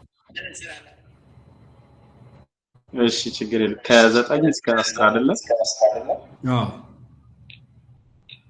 እግዚአብሔርም ከሰማይ በታች ያለውን ውሃ በአንድ ስፍራ ይሰብሰብ፣ የብሱም ይገለጥ አለ። እንዲሁም ሆነ። እግዚአብሔርም የብሱን ምድር ብሎ ጠራው፣ የውሃ መካከለኛውንም ባህር አለው። እግዚአብሔርም ያ መልካም እንደሆነ አየ። እሺ አሁን በዚህ ቦታም እግዚአብሔር ከሰማይ በታች ያለውን ውሃ ላይ እያለ ይሄዳል። ስለዚህ እናንተ ዘፍጥረት ምዕራፍ 1ን አንብቡትና ልክ ዘፍጥረት ምዕራፍ 2 ቁጥር 18 ላይ ስንሄድ እንደገና ያው ዘፍጥረት ምዕራፍ 1 እና ምዕራፍ 2 ላይ ምዕራፍ 2 ትንሽ ሰመራይዝ አድርጎ የፍጥረትንም ታሪክ ያነሳና እግዚአብሔር ሰው ብቻውን ይሆን ዘንድ መልካም አይደለም ብሎ ደግሞ ሲናገር እናየዋለን። እግዚአብሔር ከዘፍጥረት መጀመሪያ ጀምሮ የፈጠራቸውን ፍጥረታቶች በሙሉ እየተመለከተ ከዛ ሰውን በመልካችን እንደ ምሳሌያችን እንፍጠር አለ እግዚአብሔር። ለሰው የፈጠረበትን ፐርፐዝ ነገረው፣ ምድርን ስለመሙላት አወራው። ከዛ በኋላ እግዚአብሔር ተመልክቶ ፍጥረቱን ሁሉ አይቶ ምዕራፍ 2 ላይ ስንገባ ይሄንን ሰመራይዝ ያደርግና ስለ ኤደን ገነት ይነግረናል። እንዴት እጅግ ያማረ ቦታ እንደነበረ እግዚአብሔር የፈጠረውን ነገር በሙሉ ተመልክቶ እግዚአብሔር እነዛ ነገሮች ሁሉ እንዴት መልካም እንደሆኑ ከተናገረ በኋላ ቁጥር 18 ላይ ምዕራፍ 2 ላይ መጥቶ እግዚአብሔር ሰው ብቻውን ይሆን ዘንድ መልካም አይደለም፣ የሚመቸውን ረዳት እንፍጠርለት አለ ይላል። ለምን ይመስላችኋል? እግዚአብሔር ምን እያለ ነው? እግዚአብሔር የፈጠረውን ፍጥረት በሙሉ ተመልክቶ መልካም ነው እያለ መጥቶ ጋብቻን የፈጠረበት ጋብቻን የጀመረበት ቦታ ስንመለከት ደግሞ ሰው ብቻውን ይሆን ዘንድ መልካም ስላልሆነ ለዚህ ሰው የምትመቸው ረዳት ወይም የሚመቸውን ረዳት ልንፈጥርለት ይገባል አለ ይላል። አሁን የጋብቻ ምንነት ይሄንን በደንብ ከመረዳት ይመነጫል ብዬ አምናለሁ።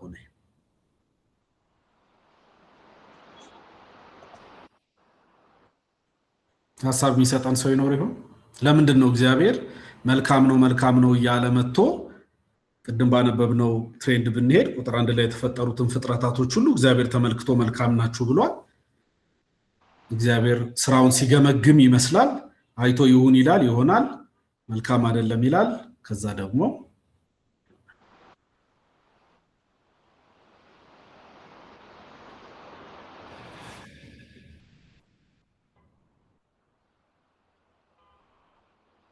አሁን ቅድም እንዳልኳችሁ እግዚአብሔር ሰውን ሲመለከተው በዘፍጥረት ምዕራፍ 2 ላይ ከቁጥር 15 ጀምሮ እንደዚህ ይላል።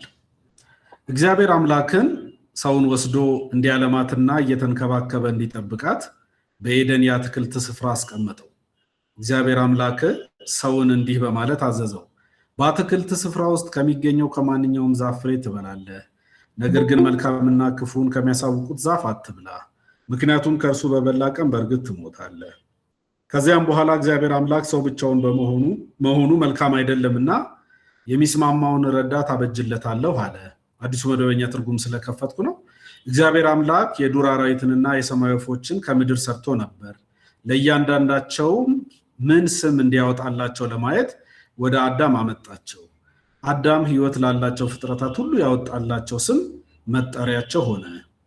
ስለዚህ አዳም ለከብቶች፣ ለሰማይ ወፎች፣ ለዱር አራዊት ሁሉ ስም አወጣላቸው። ይሁን እንጂ ለአዳም ተስማሚ ረዳት አልተገኘለትም ነበረ። እግዚአብሔር አምላክም በአዳም ላይ ከባድ እንቅልፍ ጣለበት። አንቀላፍቶም ሳለ ከጎድኑ አንዲት አጥንት ወስዶ ስፍራውን ሞላው እያለ ይቀጥላል። አሁን እግዚአብሔር ፍጥረታቱን በሙሉ ፈጥሮ ፍጥረታቱ እንዲሆኑለት የሚፈልጉትን ነገር ከነገራቸው በኋላ ነው መልካም ነው እያለ ሲናገር የነበረው። እግዚአብሔር ብርሃን ይሁን አለ፣ ብርሃን ሆነ። ያ እግዚአብሔር መልካም እንደሆነ አየ። ስለዚህ እግዚአብሔር ብርሃን ለፈጠርኩበት ነገር ለመኖር እኔ ለፈለኩት ነገር ለመኖር በቂ ነው፣ ሙሉ ነው። ስለዚህ ብርሃን በዚህ ሁኔታ መቀጠል ይችላል የሚል ፈቃድ ሰጠ ማለት ነው እግዚአብሔር። ይሄ መልካም ነው አለ። እግዚአብሔር ወደ ሌሎቹም ፍጥረቶች ሲሄዱ የብስና ጠፈር ሲከፈል፣ የምድር እንስሶች ዘር ያለውን ፍሬ ሲሰጡ፣ የባህር ዓሦች ሲሰጡ ይሄንን ነገር ይናገራል።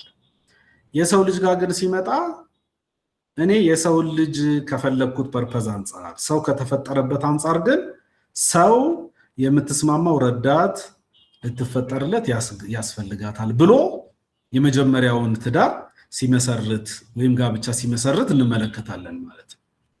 ስለዚህ የመጀመሪያው በዘፍጥረት 2 ምዕራፍ 18 ላይ የምናገኘው የጋብቻ ዓላማ ሰው የተፈጠረበትን ዓላማ ለመፈጸም አንዱ አንዱን እንዲረዳ ነው ማለት ነው። እግዚአብሔር ጋብቻን በዋናነት የፈጠረው ሰዎች ወይም እንደ አንድ ፍጥረት የተፈጠሩበትን ነገር አኮምፕሊሽ ለማድረግ ፍጥረት ሲፈጠር ሁሉም እግዚአብሔር ፐርፐዝ እንደሰጠው ሰው የሰው ልጅ ደግሞ ሲያስበው የሰው ልጅ እኔ የፈለኩበትን ነገር በጋብቻ ውስጥ ሊፈጽምልኝ ይገባል ብሎ እግዚአብሔር ሰውን የፈጠረበትን ነገር ከመፈጸም ጋር አያይዞ ረዳትነት ወሳኝና የመጀመሪያ ጋብቻ የተፈለገበት ዓላማ እንደሆነ ይነግራል።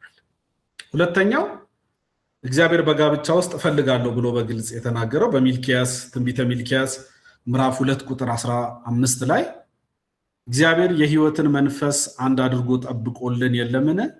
እርሱ የሚፈልገው ምንድነው? ዘር አይደለምን? ወይም ደግሞ ለምን አንድ አደረጋቸው? ፈረሃ እግዚአብሔር ያለውን ዘር ይፈልግ ስለነበረ ነው ይላል አዲሱ መደበኛ ትርጉም። ባንተና በሚስት መካከል ቃል ኪዳን ስትገቡ እኔ ምስክር ነኝ ብሎ ነው በትንቢተ ሚልኪያስ ላይ እግዚአብሔር የሚጀምረው። እኔ የእናንተ ትዳር ውስጥ የእናንተ ጋብቻ ውስጥ ቆሜያለሁ፣ ተመልካች ነኝ። ይሄ ጋብቻ ይመለከተኛል። እኔ የምፈልገው ጋብቻ ነው። እኔ ደግሞ የምፈልገው በዚህ ጋብቻ ውስጥ በዚህ ቤት ውስጥ ፈረሃ እግዚአብሔር ያለበትን ዘር እፈልጋለሁ ይላል። ያው እንደምታውቁት ብሉይ ኪዳን ተምሳሌታዊ የሆነ ህዝብ በብሉይ ኪዳን ውስጥ አለ። የእስራኤል ህዝብ የሚባል የእግዚአብሔር ወገን የእግዚአብሔር ህዝብ ተብሎ የተለየ እግዚአብሔር የኔ ነው ያለው ህዝብ የኔ ነው ብሎ የለየው ወገን፣ ሌላው ደግሞ አሕዛብ የተለየለትና ይሄ የተለየ የተባለው የእስራኤል ህዝብ ደግሞ እንደ ክርስቲያን ሊወክለው የሚችለው መለየቱ ባዮሎጂካል ስለነበረ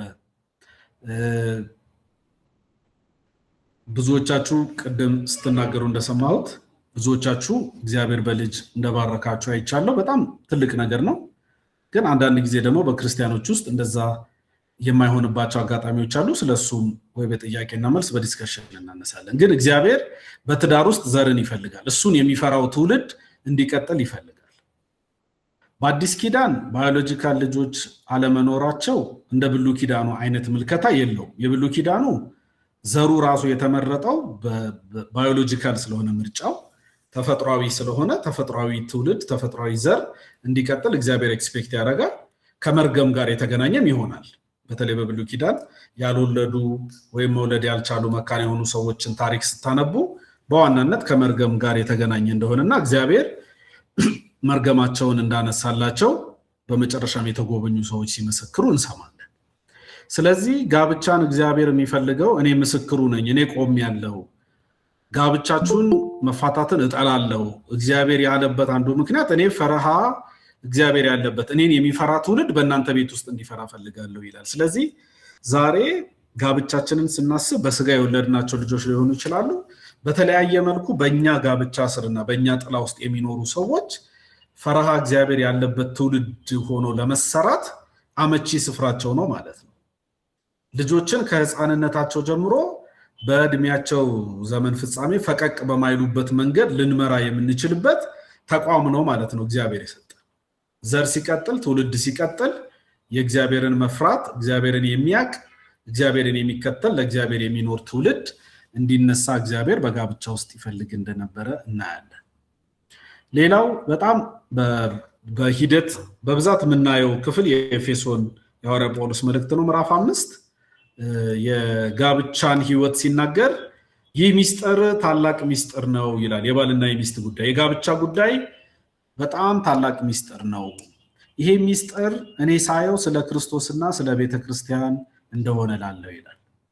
እንደምታውቁት እግዚአብሔር በብሉይ ኪዳን የእስራኤልን ህዝብ እንደ ሚስቱ ይጠራል።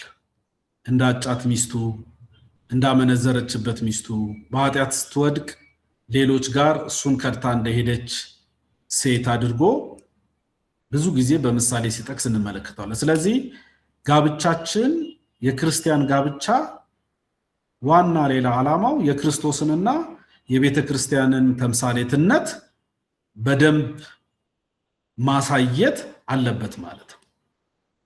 አሁን ቅድም አንድ ሰውም ሲናገር ነበር የባል የሚስት ኃላፊነቶች ላይ በደንብ እንመጣለን ቶፒኩ ጊዜው ሲደርስ። በዛ ውስጥ ክርስቶስ ከቤተ ክርስቲያን ጋር ባለው ግንኙነት ቤተ ክርስቲያን ከክርስቶስ ጋር እንዳላት አይነት ግንኙነት በባልና በሚስት መካከል እንዲሆን ሐዋርያው ጳውሎስ ያነሳል። ሰዎች የኛን ትዳር ሲያዩ እኛ ለትዳራችን ያለንን ኮሚትመንት ሲያዩ የእግዚአብሔርን ፍቅር በእኛ ትዳር ውስጥ የእግዚአብሔርን ፍቅር በእኛ ግንኙነት ውስጥ ማየት እንዲችሉ እድል እንሰጣቸዋለን ማለት ነው። ስለዚህ ምሳሌያዊ ህይወትን ለትውልድ ለማሳየት በጣም እጅግ ጠቃሚና መሰረታዊ የሆነ ተቋም ነው ማለት ነው። ሌሎች በዚህ ውስጥ ልንተነትራቸው የምንችላቸው ነገሮች ይኖሩናል።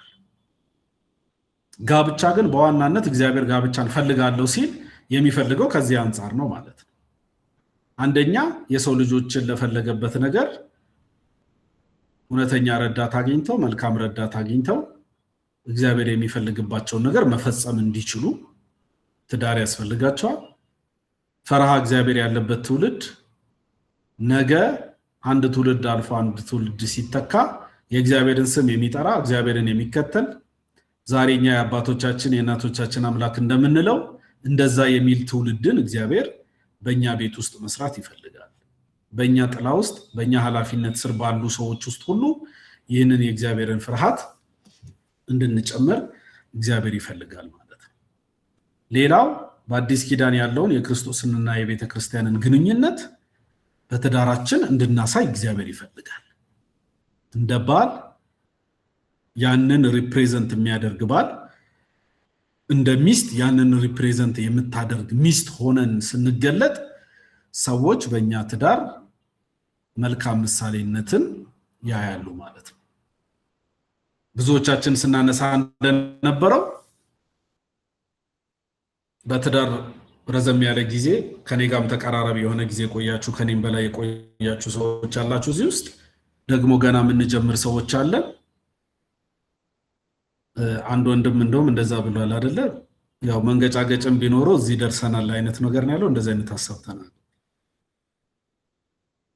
አሁን ይሄ 17 ዓመት መቆየታችን ወይ 20 ዓመት መቆየታችን ወይ 30 ዓመት መቆየታችን ወይ 1 ዓመት መቆየታችን ሳይሆን ይሄ 1 ዓመት ይሄ 17 ዓመት ይሄ 20 ዓመት ይሄ 30 ዓመት ይሄ 5 ዓመት ይሄ 10 ዓመት እንዴት ነው ያለፈው?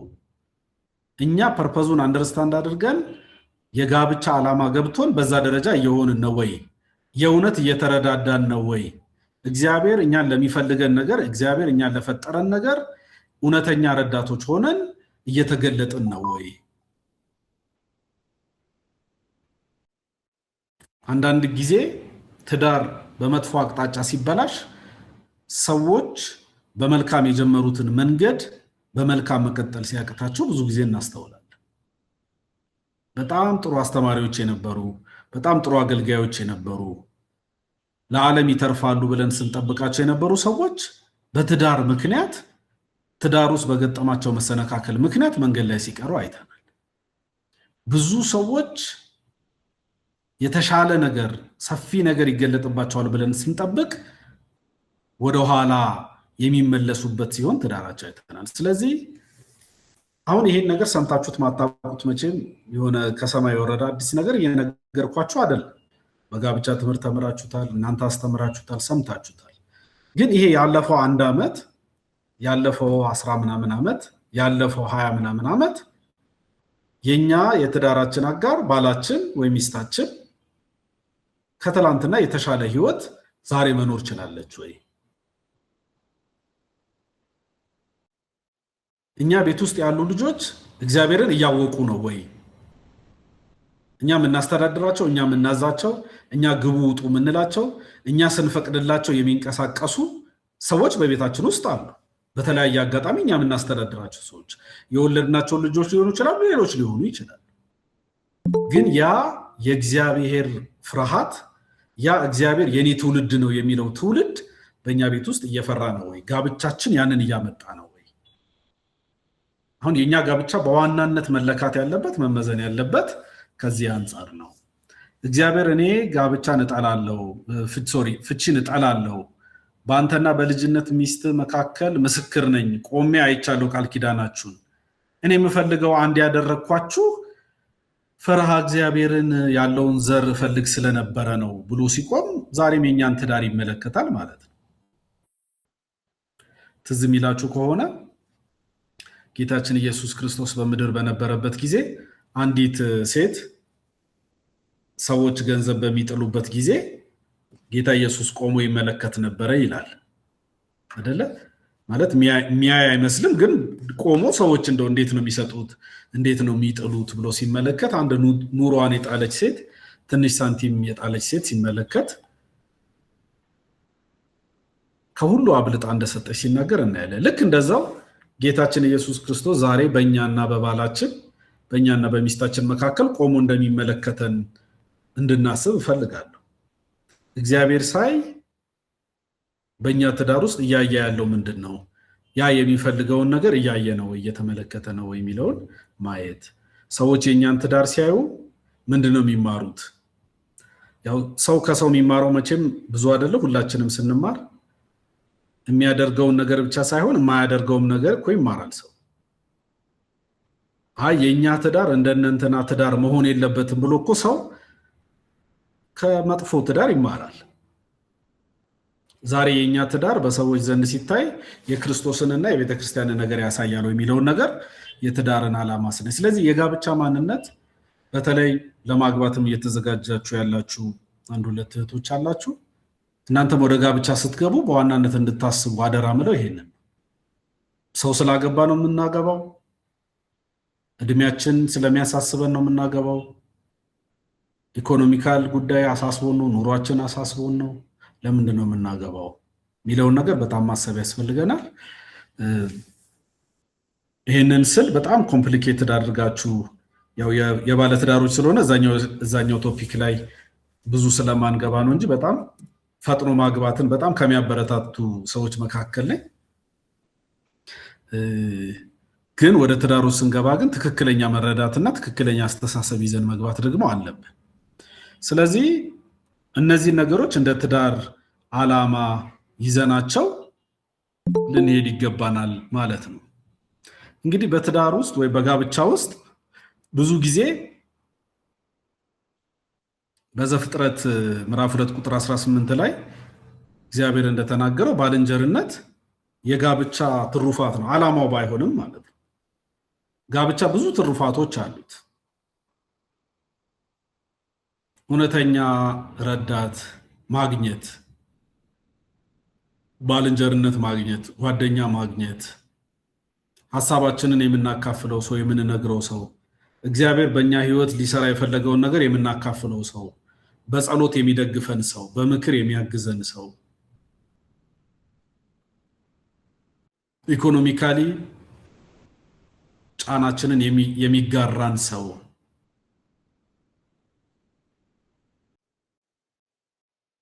ይሄኛው አንዱና ትልቁ ብዙ ነገሮችን በትዳር ውስጥ አንዳንድ ጊዜ በአንዳንድ መጽሐፎችም ላይ የትዳር ዓላማ ተደርገው ሲቀርቡ ያለው ስህተት ነው ብዬ አምናለሁ፣ አስባለሁ ወይም አምናለሁ። እኔ እንደዛ ነው የምረዳው። ባልንጀርነት ትዳር ውስጥ ቅድም ለዘረዘርናቸው ዓላማዎች ስንኖርና ስንገባ የምናገኘው ትልቁ በረከታችን ነው፣ ትልቅ ፓኬጅ ነው። ባልንጀርነትን ስናስብ አንድ ነገር ብቻ ሳይሆን ጓደኝነትን፣ መረዳዳትን፣ መደጋገፍን፣ መመካከርን፣ እግዚአብሔር ቅድም ያልነውን ዓላማ ለመፈጸም የሚያስፈልገንን እውነተኛና በቂ ድጋፍ የምናገኝበት ያንን ቤኔፊት ያንን ትርፍ የሚያተርፍልን ቦታ ነው ማለት ነው። ስለዚህ ያው ስልጠና እንደመሆኑ ቅድም እንዳልኳችሁ አንዱ ኤክሰርሳይዝ ማድረግ የሚያስፈልገን እኛ ቤት ውስጥ ያለው ባልንጀርነት ምን ይመስላል፣ ያ ጥቅም የእውነት አለ ወይ የሚለውን ነገር በጣም ማሰብ ያስፈልገናል። ይሄ ጤናማና ትክክለኛ የሆነ የጋብቻ ዓላማ ገብቶን ስንገባ ከምናገኛቸው በረከቶች መካከል አንዱ ነው። ሁለተኛው በግብረ ስጋ ግንኙነት መደሰትና ከዝሙት መዳን የጋብቻ ዓላማ ባይሆንም ጋብቻ ውስጥ የምናገኘው ደግሞ ትልቁ በረከት ትልቁ ትሩፋት ነው ብዬ ወስዳለሁ። ይህንን መጽሐፍ ቅዱሳችን ከጋብቻ ጋር በቀጥታ አገናኝቶ በብዙ ቦታዎች ላይ ይናገራል። በእነዚህ ሁለት የመጽሐፍ ቅዱስ ክፍሎች ላይ ግን በደንብ ጠንከር አድርጎ ይናገራል። አንደኛ ቆሮንቶስ ምዕራፍ 7 ቁጥር 22 ላይ ሐዋርያው ጳውሎስ ሲናገር ነገር ግን ስለ ዝሙት ጠንቅ ለእያንዳንዱ ለራሱ ሚስት ትኑረው፣ ለእያንዳንዲቷም ደግሞ ለራሷ ባል ይኑራት ይላል።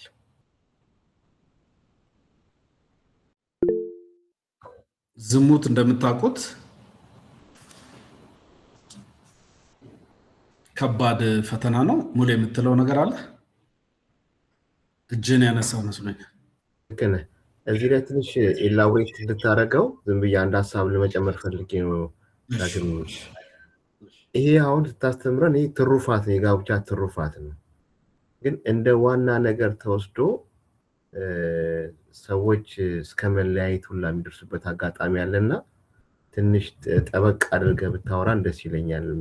ለምንድን ነው የተፋታችሁት ምናምን ብለህ ስጠይቃቸው አልጋ ላይ አልተመቸኝም እንደዚህ የሚባል ነገር አለ። ግን ይሄ ትሩፋት ነው። ዋናው የጋብቻው ዓላማ ቅድም ያየነው ነው። በትሩፋቶቹ ጋብቻ መፍረስ አለበት ወይ? እሱንም በደንብ ብታብራራልን ደስ ይለኛል። ዳግም የእግዚአብሔር ያክብርልኝ።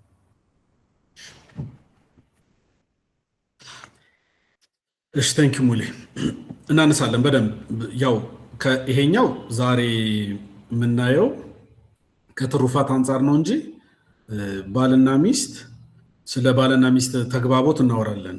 ስለ መግባባት ስለ ኮሚኒኬሽን ስናወራ አንዱ የምናነሳው ባልና ሚስት በግብረ ስጋ ግንኙነት ፕሮፐርሊ ኮሚኒኬት ማድረግ ወይም ትክክለኛ የሆነ ተግባቦት ያስፈልጋቸዋል የሚል ቶፒክ አለን።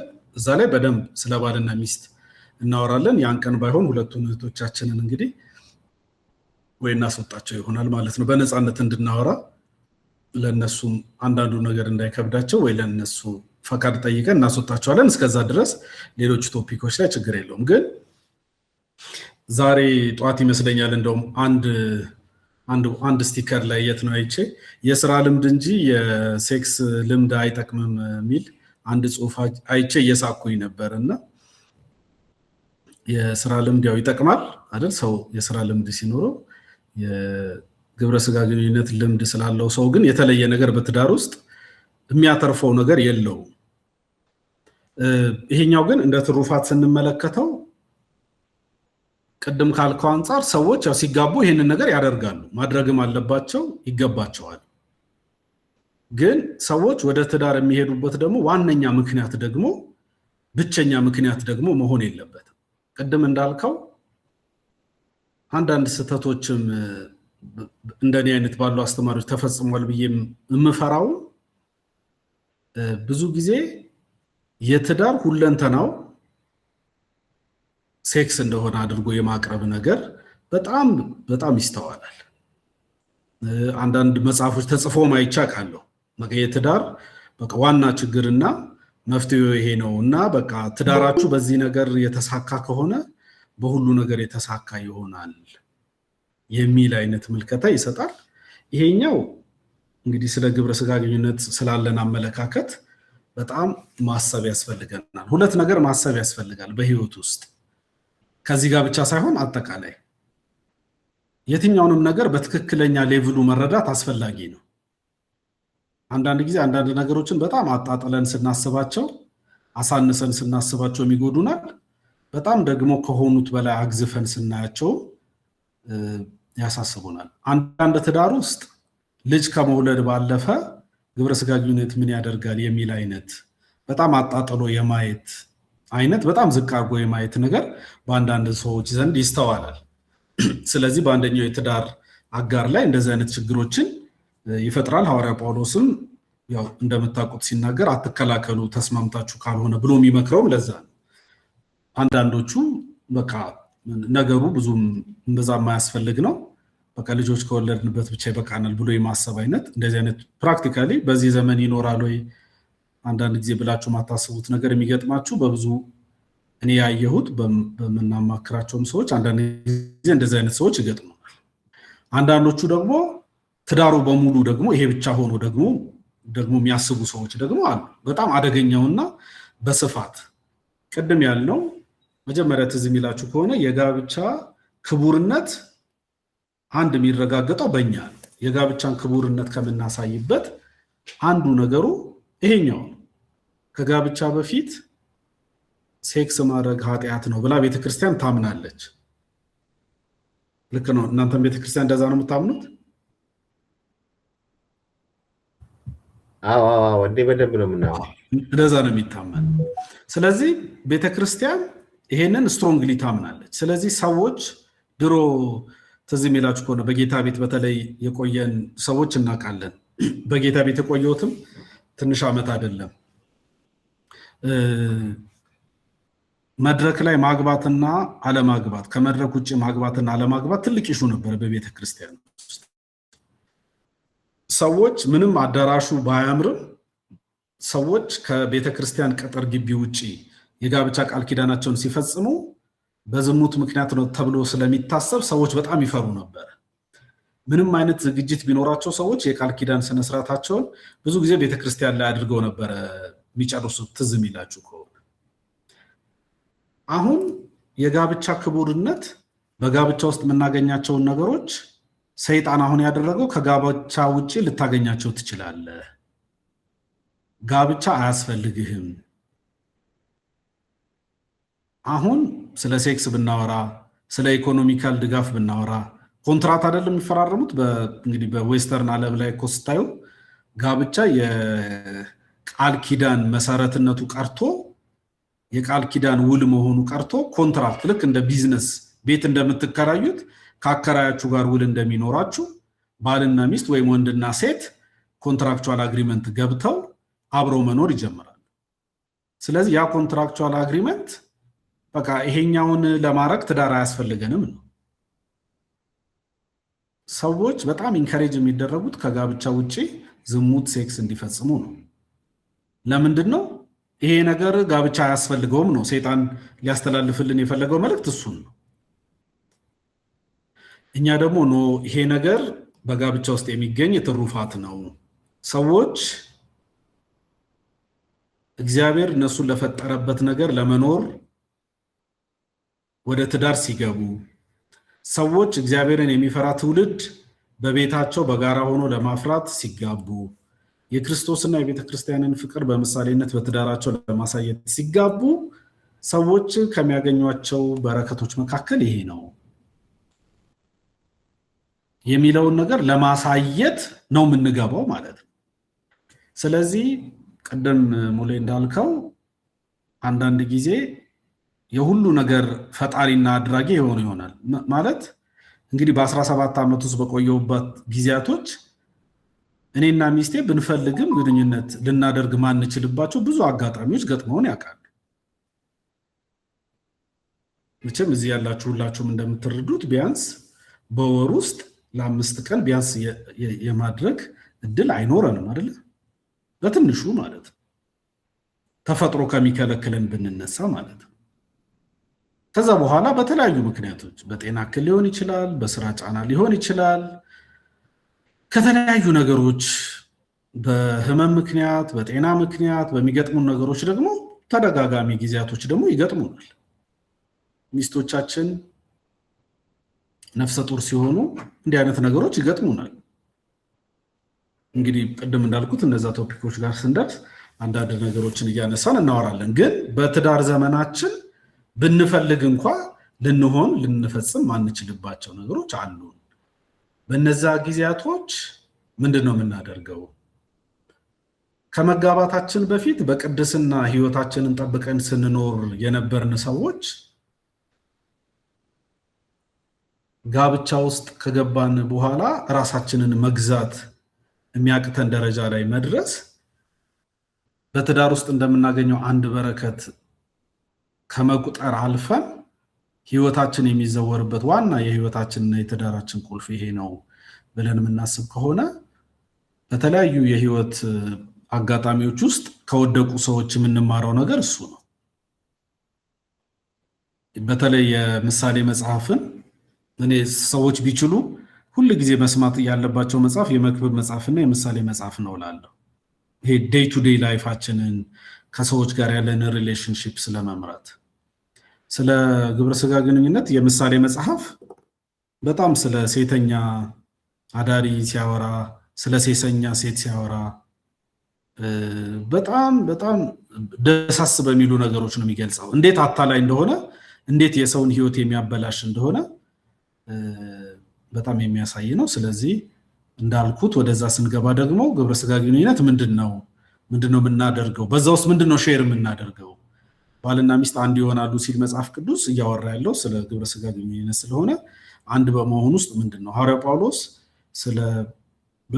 ስለ ሴክስ ያለው ቴዎሎጂ ምንድነው የሚለው ምንድነው እያስተማረን ያለው የሚለው ምንድነው ሼር የምናደርገው ለምንድነው ሰይጣንስ በዋናነት ይሄንን ነገር ለምንድነው በጣም የሚያጦዘው ለምንድነው ከትዳራችን ውጪ እንድንሆን በጣም የሚፈትኑ ነገሮችን የሚያበዛው አሁን ቅድምም እንደተነሳው አይነት ነገር በቸርች ውስጥም ገብቶ ይሄ ነገር ከሌለ ትዳር የለም ይሄ ነገር ችግር ከገጠመው ትዳሩ ችግር ብቻ ነው በቃ ይሄ ነገር ካልተፈታ ችግር የለውም ብለን እንድናስብ እያደረገን ያለው ለምንድነው ወዴት ነው ምስም ይወስደን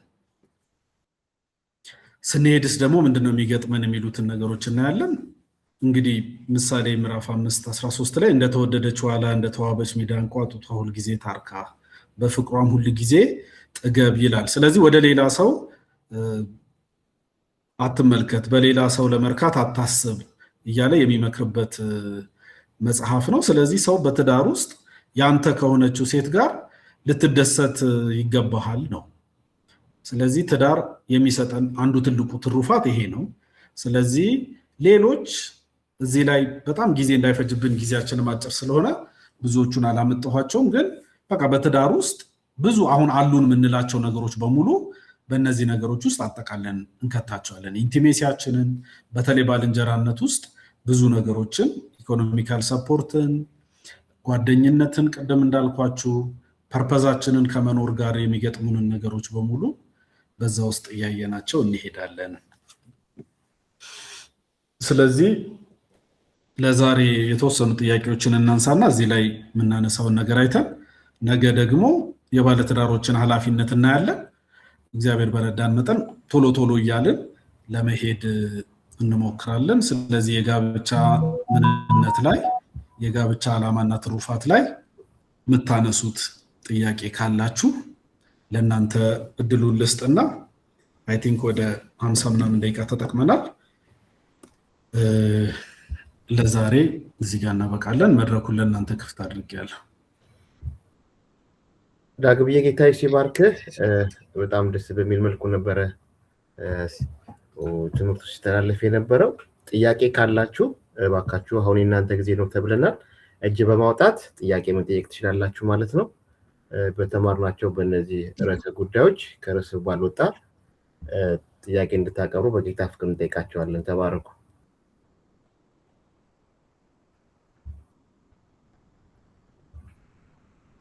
ጥያቄ ያለው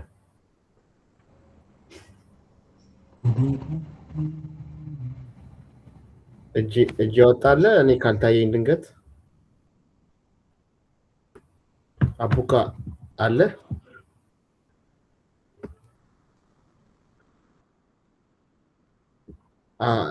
እጅ ያወጣኔ ማለት ካላየው የለም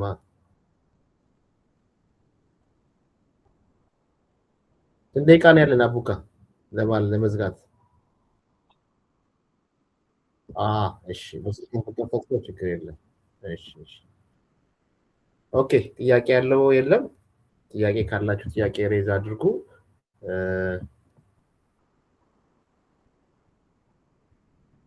ዛሬ በተባለው ዙሪያ ላይ እጹብ እየሳቀች ነው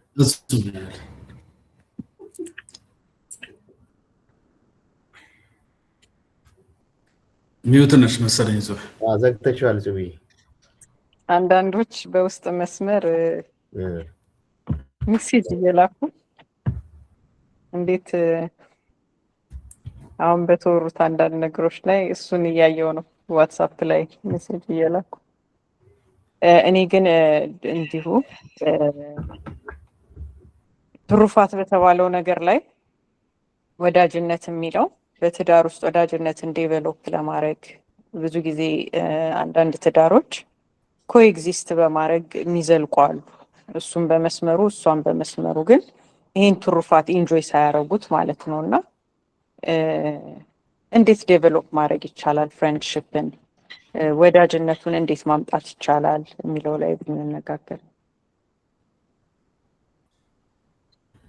ከዛው ጋር ተያይዞ የኮንትራት ትዳር የሚባለውን ነገር ዳግምዬ ብትነካው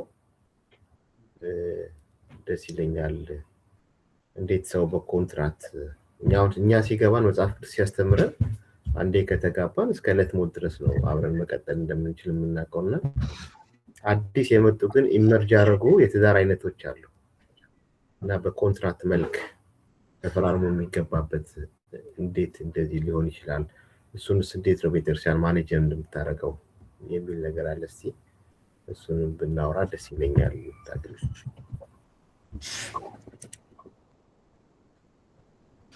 ሻው ስክሪን ስለሌለ ቢያንስ የሚንቀሳቀሰው መሆኔንም ለማሳየት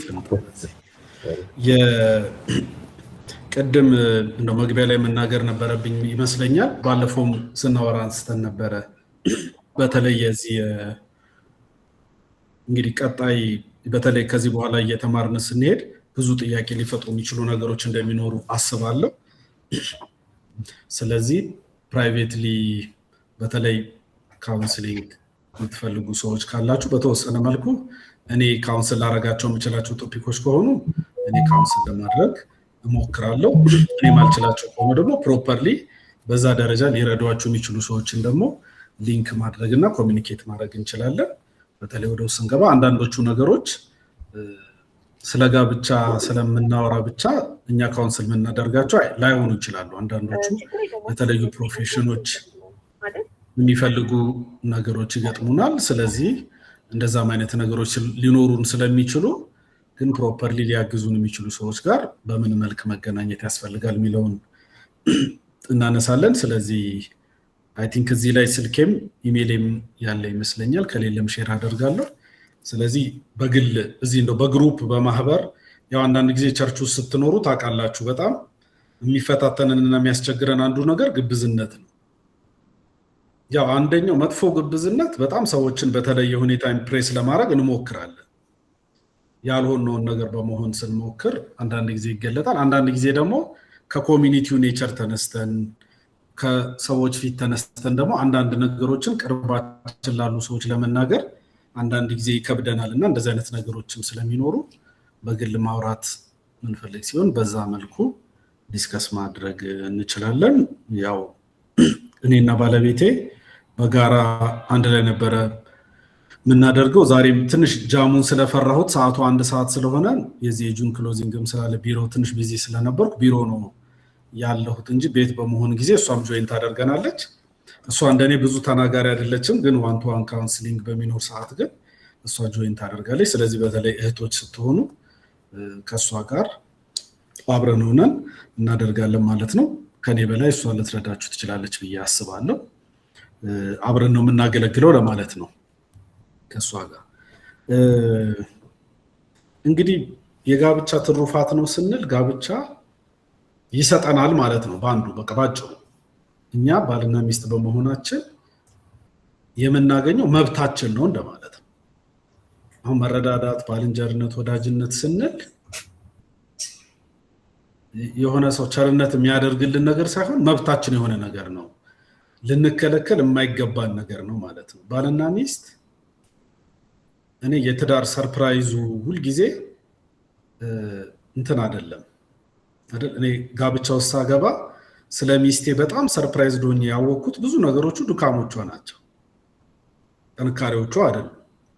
እኔ ሚስቴ እኔን ስታገኘኝ በጣም የምታገኘው የዘነጠ የለበሰ አይደል? አንድ ባንክ የሚሄድ የኢትዮጵያ ውስጥ ዛሬ እንደምታዩኝ ብዙ ጊዜ ዩኒፎርሜን ብዙ ባልወደውም እንደዚህ የሚለብስ ልጅ ነው የምታውቀው።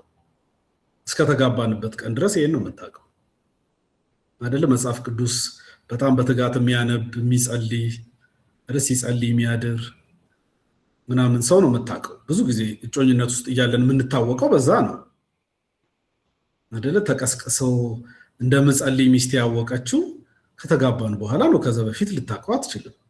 ምክንያቱም ቃል ሼር አረጋታለሁ መጥቼ አይደል? ነግራታለሁ፣ ስጸልይ እንዲሆነ እላታለሁ ምናምን።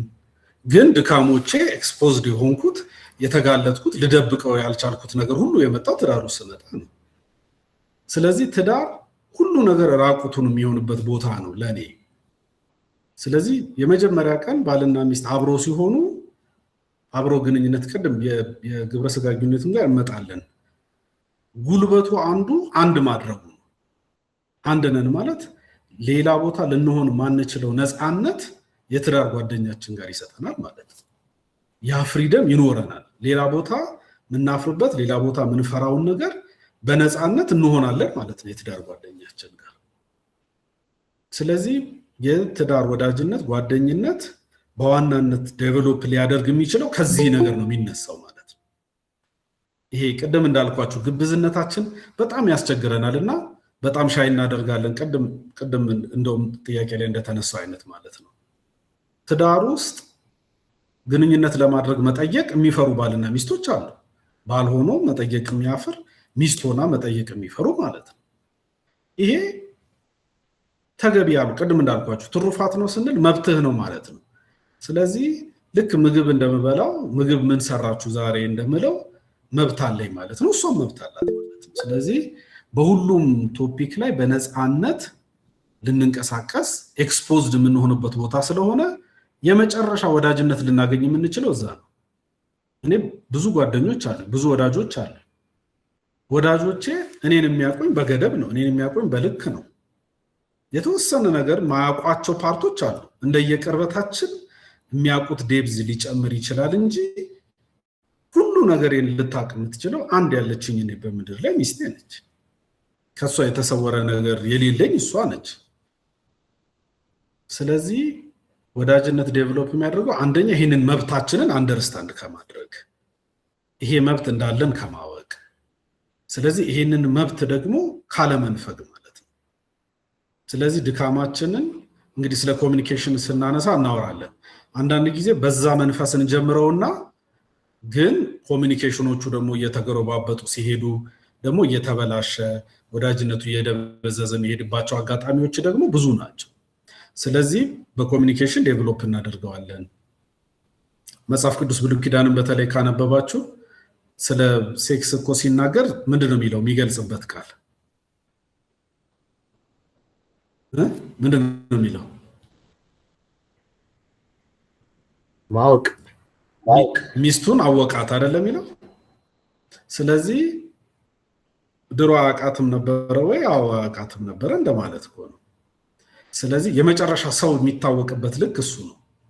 ብዙ ሰው እኮ በእንደዚህ አይነት ሮንግ በሆነ ግንኙነት ውስጥ ሲሄድ በጋብቻ ውስጥ ሲሆን የበለጠ ኢንቲሜት የምንሆንበት፣ የምንቀራረብበት፣ የምንከባበርበት ይሆናል። ብዙ ሰው የሚናቀውም እኮ እዛ ነው አይደለም ማለት የመጨረሻው መታወቅ የሚታወቀው እዛ ስለሆነ ማለት ነው። ከጋብቻ ውጭ ልክ ባልሆነ መንገድ አይደል ሰው የውርደት መንገድ እኮ የሚሆነው ዝሙት አይደል ሴሰኝነት ምናምን መጥፎ የሚሆነው እኮ የመጨረሻው የምንታወቅበት ሌቭላችን እሱ ነው። ስለዚህ የመጨረሻ ከሰው ጋር ኢንቲሜት የምንሆንበትን ነገር ኤቭሪዴይ ባይሆንም ብዙ ጊዜ አብረነው ከምንሆነው ሰው ጋር ቅርብ መሆን ከባድ አይደለም። ግን ቅርብ እንዳንሆን ወዳጅነታችንን የሚሸረሽሩ ደግሞ የኮሚኒኬሽን ባሪየሮች አሉ።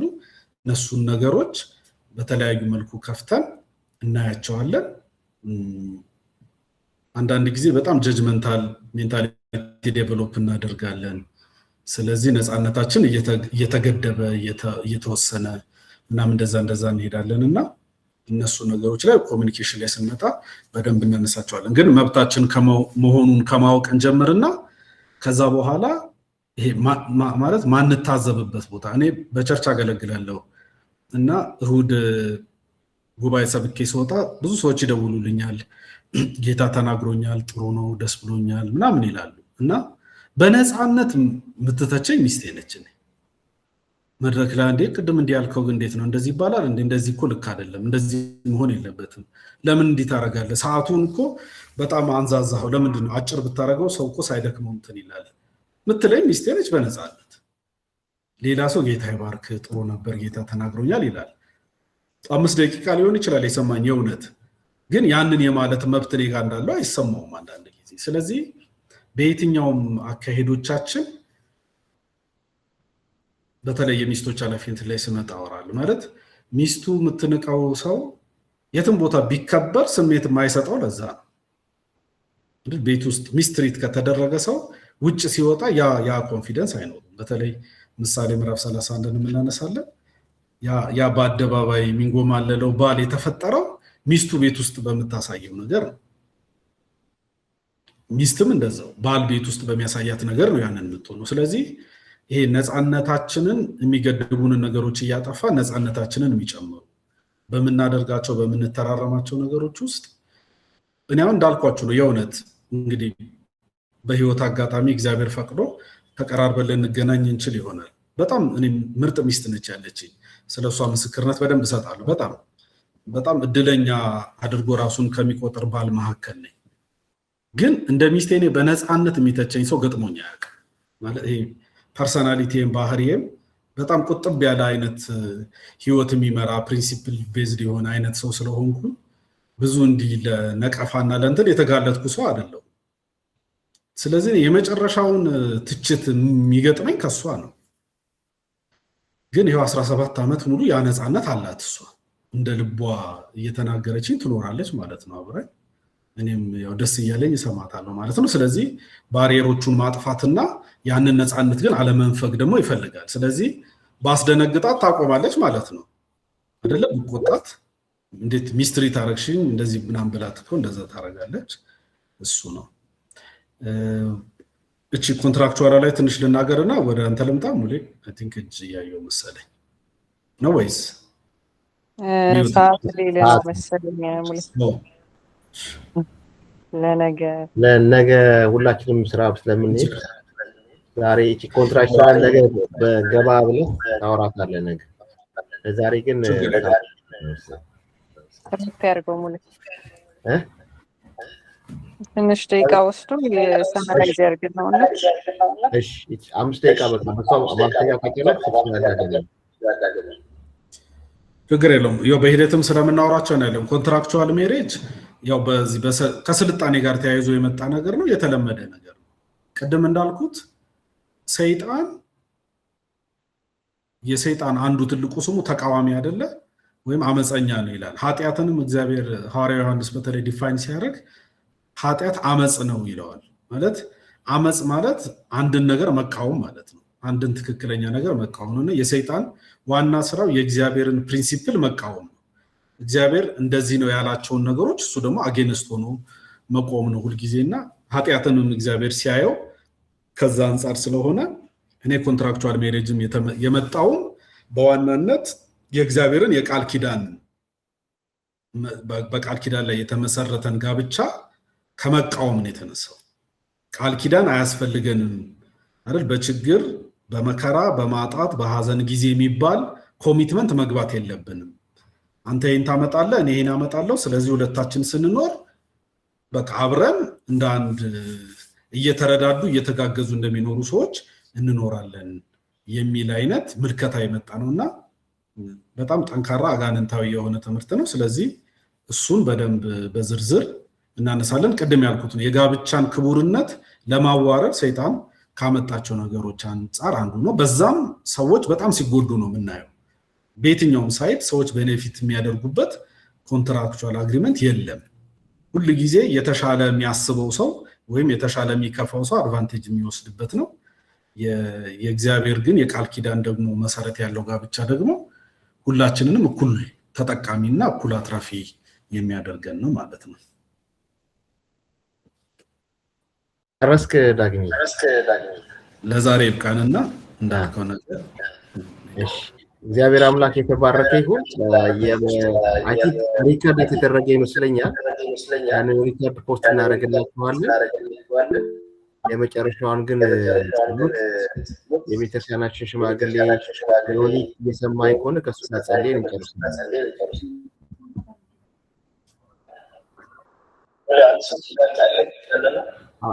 ለነገ